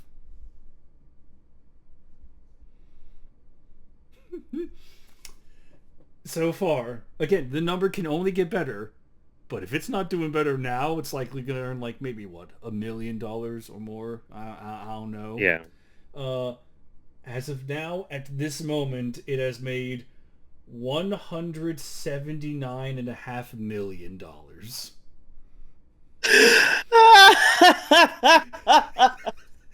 So, not only does it not appear to be making back the budget, not even close to 250 million, it ain't making like 250 times 2.5. Oh shit, I'm gonna count, but let's just round it up to 3. So that's like 750 million. It ain't doing that. So already, to break even, it already cost the studio like nearly $500 million. But then there's that factor that, hey, you wanted to be a financial success? Well, you were little more than 900 million away from that. You know they could have used that money for. They could have given it to me. I'd have used that money way better than Disney did. Yeah. I'd have paid off my debts. I'd have hired a few bounty hunters. I'd have made Pokemans real. Oh man, that'd be fun. So Actually, hold on. Some of those things are dangerous. wait. Let's wait. What the fuck? Oh, Did he find something? It got worse. It got worse. Oh, this is breaking news, ladies and gentlemen. It got worse. Oh no! Oh no! Got worse. Remember how I said that Deadpool and Wolverine got annihilated? Like that movie lost the company money due to marketing costs? Yes. Moana live action had another 100 million put into the marketing budget. So in actuality, their budget was 350 million. 350 million. So let's do the math, shall we? 350 times 2.5. 875 million to earn pennies. And they want to be a financial success. 350 times 4, that's $1.4 billion. Well, they laid off a bunch of people at Pixar, so now everything balances out, right? Oh my god, did you say that? Wait until we talk Doomsday. Just you wait till we talk Doomsday. Hey man, we're about to get into our trailer town here soon, surely. Don't worry, but man, I want a live action. That shit's ass. That mean, oh my god. So that means once I'm done, let's be nice and say it gets to 200 million. Let's be nice. Because Sure. We're nice people. We're nice people. I like to think so. Are we? Or are we just pessimistic assholes? One of us might be today. We'll see. If it reaches up to like, 200 million, that means that they were still over 600 million. It's a $600 million failure. And in order for that movie to be a success, it may be short 1.2 billion. You know what the sad part is? that's not going to teach him a lesson either. No, well, here's the thing. Like, What Snow White taught them that lesson. They got annihilated. They're like, oh shit, maybe we were wrong all along. And then Lilo and Stitch happened. Yep. And then it's like, wow, there was still a market. Let's do it again. And now they did it again. It failed. Now I'm hoping for the news story to be like, oh, so Tiana's put on hold again. Or they just straight up cancel it. They had no qualms with canceling that animated series. God damn you. Why not just cancel this?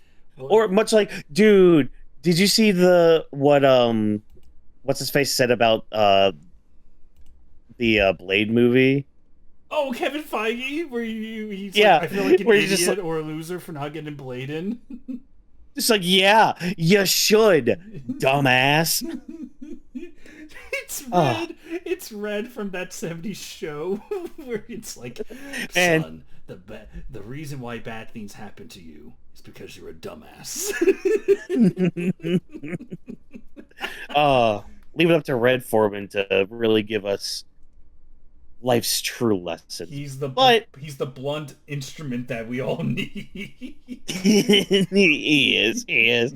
But hey, all this Marvel talk gives us back into our trailer town because looks like we have a couple trailers to talk about. Good Avengers Lord. Doomsday dropped earlier this week, and whatever this Wolverine guest starring not Mary Jane is all about, I don't know what this is. Hold on, what is this? That was the new trailer that came out. Oh, yeah, that one for the game. Yeah. Oh, I yeah. put in not star Mary Jane because I was convinced that was Mary Jane when it happened. I was like, wait, what are you doing with Mary Jane? And then you all pointed, that's Jean Grey. It's like, why do they look the same? Yeah, no, let's start with this trailer because I feel like this one's fairly easy. Yeah. I guess people are upset that Wolverine has a picture of Jean Grey. Seems like they were very intimate, you know. I mean, also fuck Scott, but that's besides the point. I mean, again, game looks fine. This was I think more of just like a story reveal trailer, I guess, or like more for the story for this Wolverine game coming out. Yeah. Wait. Yeah. Yeah.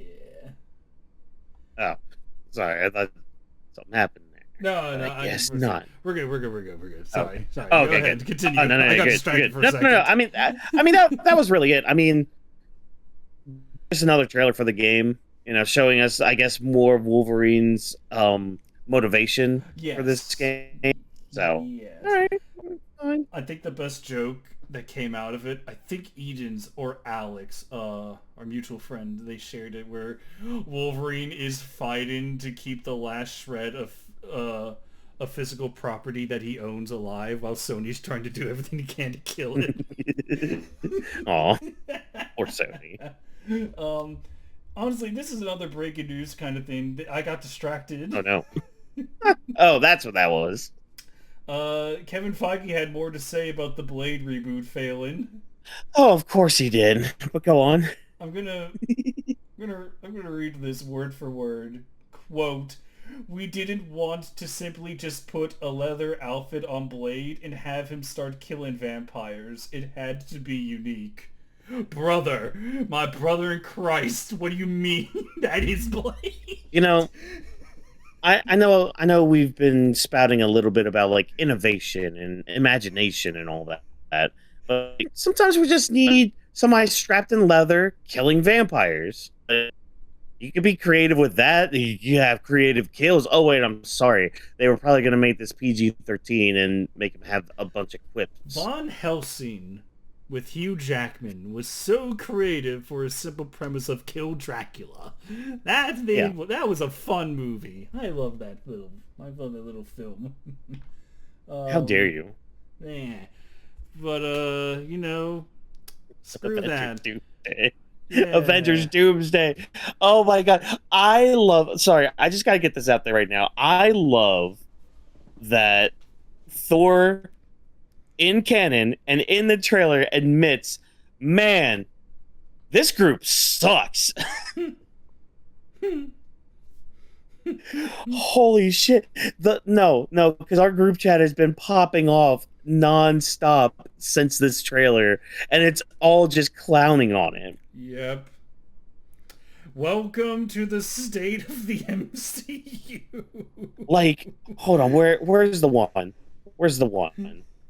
It was While like a you're, list oh yeah, of the characters on there. yeah. While you're talking, I guess I'll share my quick thoughts on it. I thought this was an ugly trailer. Like, almost every shot, it looked bad. It looked grimy Yeah. and gross. Too dark. It kind of felt like I was watching a trailer for a CW season of one of their shows where everything's Mhm. dark and it's like that something is coming. It's like, oh, who is it? And then the villain shows up and they do something and it's like, oh my god. Then tune in to see the Flash or Arrow or CW. Yeah. Sorry, the list of characters I saw were characters that are still not confirmed to appear in Avengers Doomsday. Tom Holland's Spider-Man. Who, correct me if I'm wrong, wasn't he going to be built up as the quote-unquote Iron Man of this second, like, saga of Oh the MCU? god, that sounds familiar. Yeah. So yeah, Spider-Man's not confirmed. Hulk's not confirmed. Doctor Strange isn't confirmed. How? Clea? Sure. Captain Marvel isn't even confirmed. Monica Rambeau, Hawkeye, Valkyrie, Korg, Wolverine, Deadpool, Tobey Maguire, Well, Spider-Man. Like, yeah, there's a lot of heroes that weren't confirmed for this movie. I know two Like, of them that will be showing up in the first 10 minutes, and one of them will go because the leaks were true. Like, yeah. the plot leaks that are easily accessible, by the way. Man, I go back to the days of old. Like 10 years ago, it was like no one knew what Infinity War had. Yeah. Man, take me back to those days. But now it's like any mad bastard could just look up. It's like, oh wow, Avengers Doomsday. Here's the script. Huh?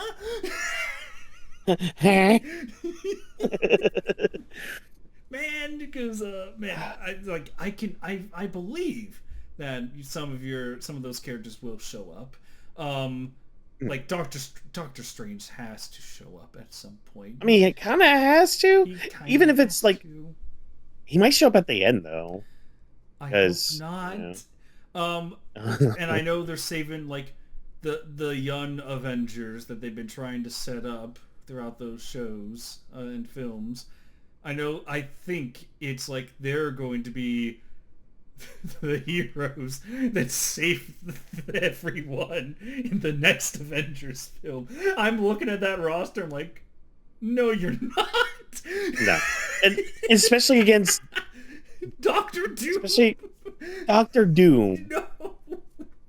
who literally pulled an Eisen on Thor in the trailer, which Oh, thank you. dude. I'm glad other people are calling that, but you know. Dude, it's not only that, it's Aizen stopping the thing and Goku stopping Trunks' sword. Yep. Those have been the two primarily known edits. See, Culture. at least Goku gave Trunks a fighting chance. I use that term very, very lightly. Aizen meant to cut that boy in half and missed. Yeah. So, I mean, hey, maybe Thor should have aimed for the head. Who knows? But, Man, I mean, that shot was cool. That shot was cool. I will say that. That was awesome.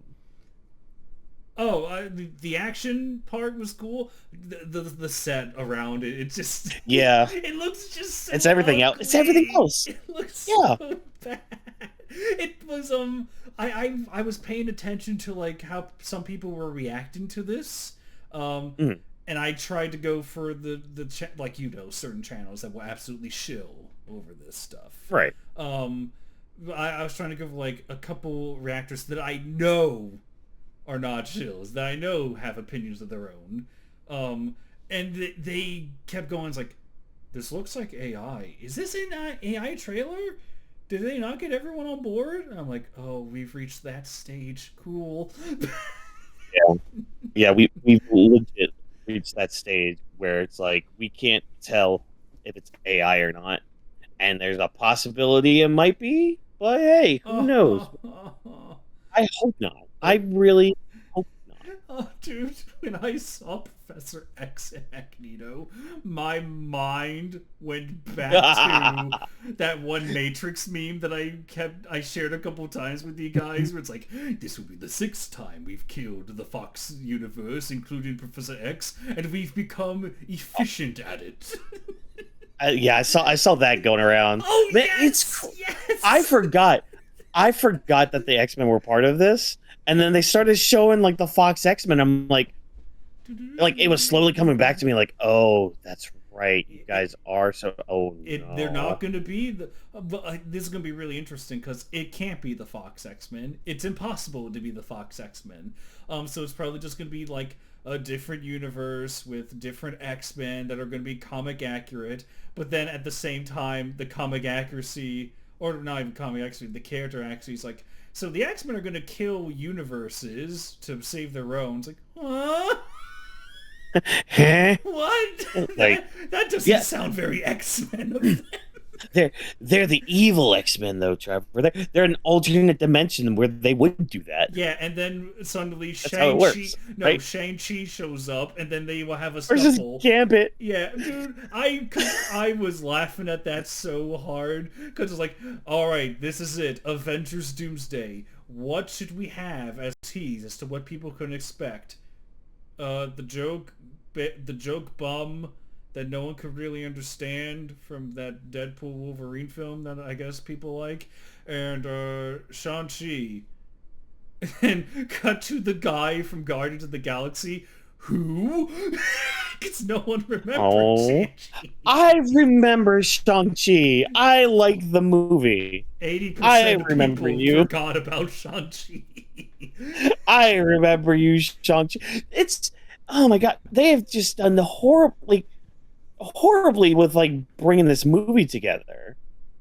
Yeah, because it's like, why should there were a few reactions I saw of people saying, man, it'd be fantastic if we could only have like 4 heroes to fight their arch enemy. Like, it'd be great to have that, and just that, but you know, no. I saw one tweet that said this would be a much better movie if it was just Fantastic Four versus Doctor Doom, and everybody else is just like people that they recruited or something. Yeah, they kind of like you would have needed another film to set that up, because like and that's what we're missing. Yeah, in the Fantastic Four universe, the one that we saw, and we liked that film. We liked it. Yeah. In that film, Doctor Doom shows up at the very end. It's like it's kind of a post-credit scene. Yeah, it's kind of established that he is a threat, but at the same time, you know, it's like, oh, world peace was established with the Fantastic Four, so it's like, which lane are we going with? That's up to you now to do the world building. How are you going to do it? So now it's like, oh, well, Doomsday, there will be no Reed Richards. I despise the fact that once again we have an opportunity to do Reed Richards versus Doctor Doom, and we're just saying fuck that shit. Yeah, fuck that shit. We don't need that. We're already getting that in One Piece right now with Luffy versus Eam. man, because I have the Secret Wars comic. I have that. Mm-hmm. It all ends with like a little struggle between Reed Richards and Doctor Doom. It's pretty cool to read. Where you finally have Doctor Doom just be like, oh, let me guess, Reed. If you could do all this, you could do better. Couldn't you? Couldn't you? And then Reed's like, yeah. Yes. You just see Doctor Doom freak out. It's like, okay, fine. Now die, damn you! It's so cool. I like that comic. Sadly, we're probably not going to get that. No, we're not. It'll probably be fucking Kate Bishop Hawkeye, because Haley Steinfeld is you know, the best actress. Or Yelena, for fuck's sake. Or it'll be Spooderman. Or Namor. Look, man, when Aquafina lands a killing blow on Doctor No, Doom. no, not even Oh man, Aquafina's character from Shang-Chi. It's the fucking no, Scuttle from Little Mermaid, live action, no! doing a rap Why would you song, do that? and then Doctor Oh Doom my just god! kills himself. Hey, well, hey, Doom's got a Doom, I guess. Hey, what a reference! What a I've been callback! waiting only to use that. Doom's got Oh, a Doom. Only we will know the reference to that. I'm sorry. If you would have to go on to, I don't know, Trevor Tiger playlist about versus CBR if you ever want to get the context for that. And I'm yeah. not going to tell you which episode there is. You'll probably know from a thumbnail or two. No, it won't. Shit. There was something else with it. Oh, so yeah, back with the X-Men. Mystique. Apparently people were calling out like, why is she turning into Yelena? Blah blah blah. What do you think about that? Like in the trailer, Mystique turning into Yelena. I don't know. Some people were calling BS on them. It's just like, isn't she fighting her right there? I don't. Yeah. I honestly, I think it was just like the effect kind of look. It just looked like Yeah. the nanotech effect all over again. Not like that. Which I know a cool- lot of people are getting tired of. Yeah. I like that. I like how they did the effects in like the Fox movies. How when Mystique transforms, that's pretty cool.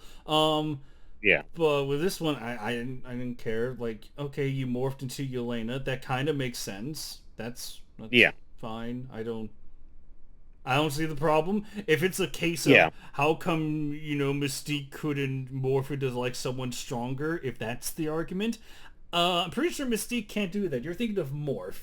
Morph can do Yeah. that. Which, oh my god, that last episode of X-Men '97, Morph shot up a little bit in my favorite characters list. He was great in that episode. I liked it. One day we'll talk about X-Men '97. One day we're gonna talk all about that lovely show. But it is not this day because Avengers Doomsday is coming out the same time as Dune Part 3, and you can see it not in IMAX though, but in what is it called, Infinity Vision? Yeah, everyone's gonna go do that because, yeah, dude, it's just like because me and Edens we were talking about this, and it's like one of those rare moments where it's like, I know that he and I and even our other mutual friend Alex, we tend to disagree on MCU stuff. The fact that we just spent like an hour or two just like straight dissing on this trailer, that's a sign. The fact that like even the one in our group chat who does really like the newer MCU stuff praises it a lot too. Even he's like, yeah, they're fucked. They're fucked. No one knows what to do with this. No one's like, sure, people are going to be excited, but it's not going to be, it's like, wow, it's not like Infinity War where it's like, man, I can tell this is going to be good. We're all excited to see like, so just how far deep is this coffin going to go, eh? Yeah. Well, I mean, because that's the thing, like, Infinity War and Endgame at least had a lot of build up to it. There's so many, different strings being put into this movie, and it was literally an event, and dare I say, even the first Avengers movie was kind of like that. Like, we were building up towards the Avengers. The ending for Iron Man 1 with what's his name? Samuel L. Jackson. Nick Fury. When Nick Fury shows up and it's just like, I want to talk about an accord, like things like that. It leads into the second Iron Man movie, like, and it continued to build through like Thor and through Captain America. That like when we got to the Avengers movie, yeah, we were introduced to Hawkeye there, and we got a little bit more with Black Widow. But it's like there was still some build up for it. Like it felt like an event. Like even just the first Avengers movie. Like I remember, like a lot of us in college at the time were stoked to see this movie. We were looking forward to seeing this movie. But then like cut to now 2026, and it's like, what's been the build up for Doomsday? Oh, you guys pushed it ahead because we gotta get rid of Kang now. Should have just recast Kang. I'm gonna be one of those people. You should have just recasted him. You had an easy out within universe. Guess what? Multiverse theory is literally in your universe. You had an easy out to keep your plans going, but no, we're just gonna fire him. We're gonna pivot. Doomsday, Secret Wars. We're gonna do it right there with like no buildup. And they have the gall, Trevor. They have the gall to re-release Endgame with new scenes and basically saying, "Hey, the rest of the stuff that came after Endgame, fuck that. Unless it's Spider-Man, but fuck that. Don't worry about it. Non-canon, basically for Endgame. You don't need to see any of the other movies. You just go into fucking Endgame or fucking Doomsday after Endgame." I don't get it. Like again, it's man. I'm gonna be holding that high horse forever because I know one of our friends that loves to use third-party information. It's like you're gonna make me watch a different version of Endgame just so I can understand this next movie that I'm going into. Nuh-uh. Why are we changing Endgame? What's the point? It shouldn't be Endgame's job. That's your job, Doomsday, to do what you need to do. That was the job of the phases after Endgame. LOL. That's what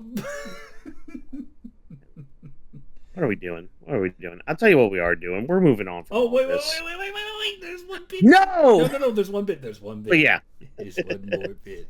Because, I did it with Moana. Let's play the game. The budget. Here. Let's play that game. Go ahead, Walkie Poo. What do you think the budget for Avengers Doomsday is? Too much money. Well, I mean, yeah. But let's put a number. Didn't it get in the billions? In the billions? No. Okay. It didn't reach it. So I'm gonna highball it. I feel like I'm highballing it by saying 500 million. 700 million. They're fucked. So, it's like they're fucked. The production was around 400 million, and then apparently there's like a 300 million spent on marketing alone. So, they're fucked. Let's do this. Let's play this game. Let's make it crystal clear for everyone watching. If you want Avengers Doomsday to be a success, to make it all worthwhile, the film needs to make $1.75 billion just for the Disney company to start making pennies back. Nah, I don't. I mean, I have a feeling it could do that. It could make $1 billion. I could see it making $1 billion. Yes, but for that morbid curiosity more than anything. Yeah. However, if you want it to be a success, if you want this film to really make its bank, make sure that all that money was well used, and for that everyone to get paid and all that, have a jolly good time, to be considered like, wow, finally, since No Way Home, we have a movie that was worth making, that didn't cost us anything, made us a bunch of money back. The movie needs to make 2.8 billion. 2.8 billion. I'm gonna say this. My prediction is they're at least going to make 2 billion. I think they can make 2 billion. I'm gonna be in the mindset that they'll make at most 2 billion. Okay. Just because of the other factors that are going, it's like, this is not Infinity War. It is not Endgame. Yeah. This is made in an era where people are losing interest. I'm not going to say superhero fatigue. I'm just going to say writing fatigue. Yeah. Yeah, we're going to see how this goes. It could make 2 billion, but I don't. It could. Dude. I could see it making 2 billion. I really could. Could you imagine the headlines that will come out if it makes 2 billion? It's like, they did it. Another Avengers film that made 2 billion at the box office. Meanwhile, the executives at Disney are like, So you're telling me that we only made 250 million from this adventure? It's like, guys, that's 250 million. That's chump change to us. We wasted all of our time. Ah! Yeah. Secret Wars And then they'll better do it. And then they'll fire more Pixar employees. Woo! And do we really want that? Yes. Well, Disney probably does. Yeah, that's why he says, like, yes, they absolutely Yes. would. They absolutely would fire that would-be animator. How dare you give him a bald spot? Oh my god. How dare you? But you know what? It's time to move on to gentler things. We're going to move on to happy times. Are we? How are the parks doing? That's right, people. We're entering the park plaza with Cloudy. How are the parks doing? Well, hey, there's a bit of good news, you know. There could be a Pokemon ride coming to Universal Studios. Could be. Oh, yeah, I saw this today. Yeah. Now, these are all rumors. We don't know for sure. We really don't know for sure. But it looks like there's a patent where it's going to be like a laser game, a dark laser ride game. And it might be, the rumors are that it's like, oh my god, it's going to be the Pokemon ride that might be coming, and oh my god, it could be Pokemon Snap adjacent. Woo! Which, man, that'd be really cool. That'd be fun. Trevor, I have breaking news for you. Oh god, no. What could it possibly be now? This is from 5 hours ago. Oh, sorry, not to cut into all this. Avengers Doomsday has earned $16.5 million in the first day of ticket pre-sales. Wait, 16.5 million from ticket sales? From in the first day of ticket pre-sales. Okay. Is that good? I guess that's good. Sure, yeah. It's a number for right now. Nothing compared to the 2.8 billion they need, but hey, time will tell. But hey, like those telethons, we'll just have like a little barometer. Vash, you have a homework assignment now. Now you have to make like a little thermometer pipe thing from like teleshows or whatever they are. Telethons. So we're right now at 16.5 million, and they have to be what, Trevor? What was it, 2.8 billion? Yeah. That'll be the top. We'll get on that. We'll get on that. We're gonna make it happen. Keep track of this thing. But yeah, Pokemon Park. Yes, give it to me. That looks fun. Hopefully it is a Pokemon ride. I can see it happening. But now people were saying it was like Pokemon Snap or something. Yeah. That's what I'm hoping for. Yeah. I hope the rumors are true. Me too. Much like Zelda Land. Make it happen, please. Yeah, Trevor. I'm working on it, okay? Jeez, man. Slowly and surely. If I didn't have a job, I could focus fully on that. But now it is time to wrap up our little park plaza with a humble tale. Did you ever enjoy the Pokemon trading card game walk-ins? As a child, yes. Do you think that the market for that card game is good nowadays? It was until COVID hit. Ooh, what happened with COVID? What happened with what made it bad? A lot of people as I knock over my water bottle, luckily I had a top on it. No, a lot of people decided, oh wait, there's a lot of money in this. Oh, hey, let's just buy out all the cards because we can make all the money on it, right? Oh, right. So that'll fix everything. Oh my god, that naughty word, scalpers. Oh yes. You know? Well, you see, turns out that there's a new card game. Well, kind of new. It's been here for a little bit, but it's called Disney Lorcana. Woo! New card game. Apparently, from what I know, it's like an unbalanced mess. Kind of as a card game, but everyone goes into it for the art.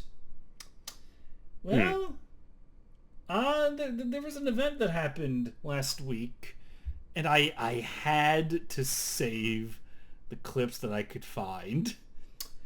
I gave you and Vash 5 reasons to be invested in this, and it's just 5 clips of these Disney Lorcana drops, as you could say, new booster packs happening. Yeah. In Disneyland and Disney Springs. It is like the crowds that infested these areas. Holy bonanza. Are they? I'm looking at this Disney Springs one right now. Are they literally on the highway Oh yes. in line? That's ridiculous. Like, not only that, there was one clip, and it actually made me it made me mad and gave me like second to seventh party embarrassment. There's a guy, I believe, I think it's in one of these clips, where you see a person crossing, like they're darting across a highway with like a stroller, Mhm. a baby stroller. They're rushing. They're rushing. It's not that serious, people. I swear, it's Yeah. not. No. You see, they were going to sacrifice that baby in order to make a blood oath and get the best pack possible. But yeah, dude, the crowd that infested this place, and it's going to be nothing but scalpers. Yeah. So Disney Lord, I mean, sir, a second scammer has hit the card game scene. I mean, that's just the name of the game anymore. People just want to scalp everything, take everything, and sell it for billions of dollars off the market. It's just like, well, first of all, y'all are kind of the dumbasses for buying from them, so you're giving them reason to. Oh my Oh, good man. God, there's more. Like, oh, of course there are. So, this is from Disney, because this also happened in Paris, Disneyland Paris, or the Disney Yeah, store in Paris. Collectors who waited overnight were left empty-handed. overnight. Like they waited, they camped out. Yeah, yeah, yeah. Yeah, they didn't get anything. You just wasted a Yeah, day. scalpers well, it wouldn't even be like, it's like in the grand scheme they wasted it, but it's like they had hope that they could get their little cards, but oh my god, it's the fact it's like, oh yeah, well, scalpers ruined it all. They took all the cards before they even had a chance, and apparently the queue was 12 hours. And the store had to close due to violent, aggressive behavior. Thanks, Of scalpers. course, Fuck you. you gotta ruin. Like, I don't. That was it. Honestly, I hate society. I I could hate society. actually I could make you feel. I mean, it is a tragedy, Mm. but I want to make it's a little joke. I will say, heartfelt apologies. Hopefully, the family will be okay. Thoughts are with them. Someone unfortunately died. I believe it was either Disneyland or Disney World. Unfortunately, someone did pass away on one of their rides Yeah. due to existing heart condition. So it's like, my God, a dark time. Um, but to try to end it on a light note, walk into the Yeah. ride to guess what ride it is. Don't tell me it's Tiana's adventure. It wasn't Tiana. It's the one you are desperately trying to make me do a video on. Oh, now you have to do a video on it. Now you have to. What is You that? have to. And what The was small that? world. Yes. Small world. No, now you have to. Now you have to. I read that This was a sign. This was a sign from God. Well, screw you, God. You killed a person. Now he's gonna make you lost at sea forever, and poor Becky's gonna be at your house for 20 years with. Disney suitors. You're gonna have to battle a cyclops, giants, I'm battling a woman who can Cyclops. turn you into a pig. Dude, I'm fighting Cyclops from just the X-Men instead of an actual Cyclops. He's just like, we're more than you. Dude, it's like I read that story and I felt so bad. It's like, oh God, to lose a person like at Disney World of all places. We're just like, Yeah. it's supposed to be happy, happy, fun time. But then, and then the wifey, she read that and she said like, oh my God, that's horrible for Small World of all things. And it's like, yeah, I can't believe Small World has a body count now. See, it's fate, Trevor. do the video. I had that realization. She just looked. It was one of those dark, morbid laughs. Like shit. Uh, hey, that just means it matches all the bodies that they use of those small children to make the ride. So No. all the small children from around the world can say it is a small world after all. Marvel Studios' Blade was announced 7 years ago today. The project is now dead. Oh Poor my Blade. god. Look, we're about to go crazy here, folks. So I think we should call it before we dive into anything even worse. Trevor, any last words before we hand this over to Vash to somehow create a cohesive podcast out of? Good luck, Doomsday. You're gonna need it. Yeah. Again, there's 16.5 million already in the lead. You know, they got what? Hopefully that last trailer doesn't spoil everything, but it might. It just might. They're doomed. Well, again, Doom's got a Doom.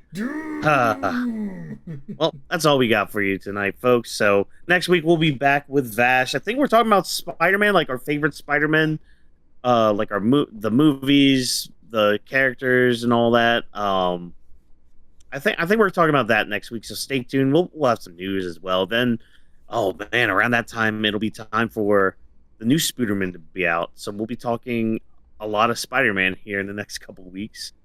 And I think after that, we'll probably be talking about X-Men 97. Finally. Oh my God. They're doomed. Doomed! But yeah, thank you for joining us tonight and taking the time to listen in. The Weebs Lounge podcast is presented by AniMa W3 Studio, our production team of Vash, Watkins, Cloudy. Special thanks to our producers and guests for coming on. Don't forget to follow the socials of the brand and team. All the links are down in the description below. Lastly, share, like, and most importantly, give feedback and let us know what you thought of the episode. That's right, you out there, Carl. You guys make the show and help us succeed. On behalf of everyone at AniMa W3 Studio, we thank you for joining us in Weebs Lounge podcast. Sorry, I had to look and find my line right there. See you later. Take care. Podcast was not recorded by a live action studio. And remember, never put cheese on those pancakes. Dude.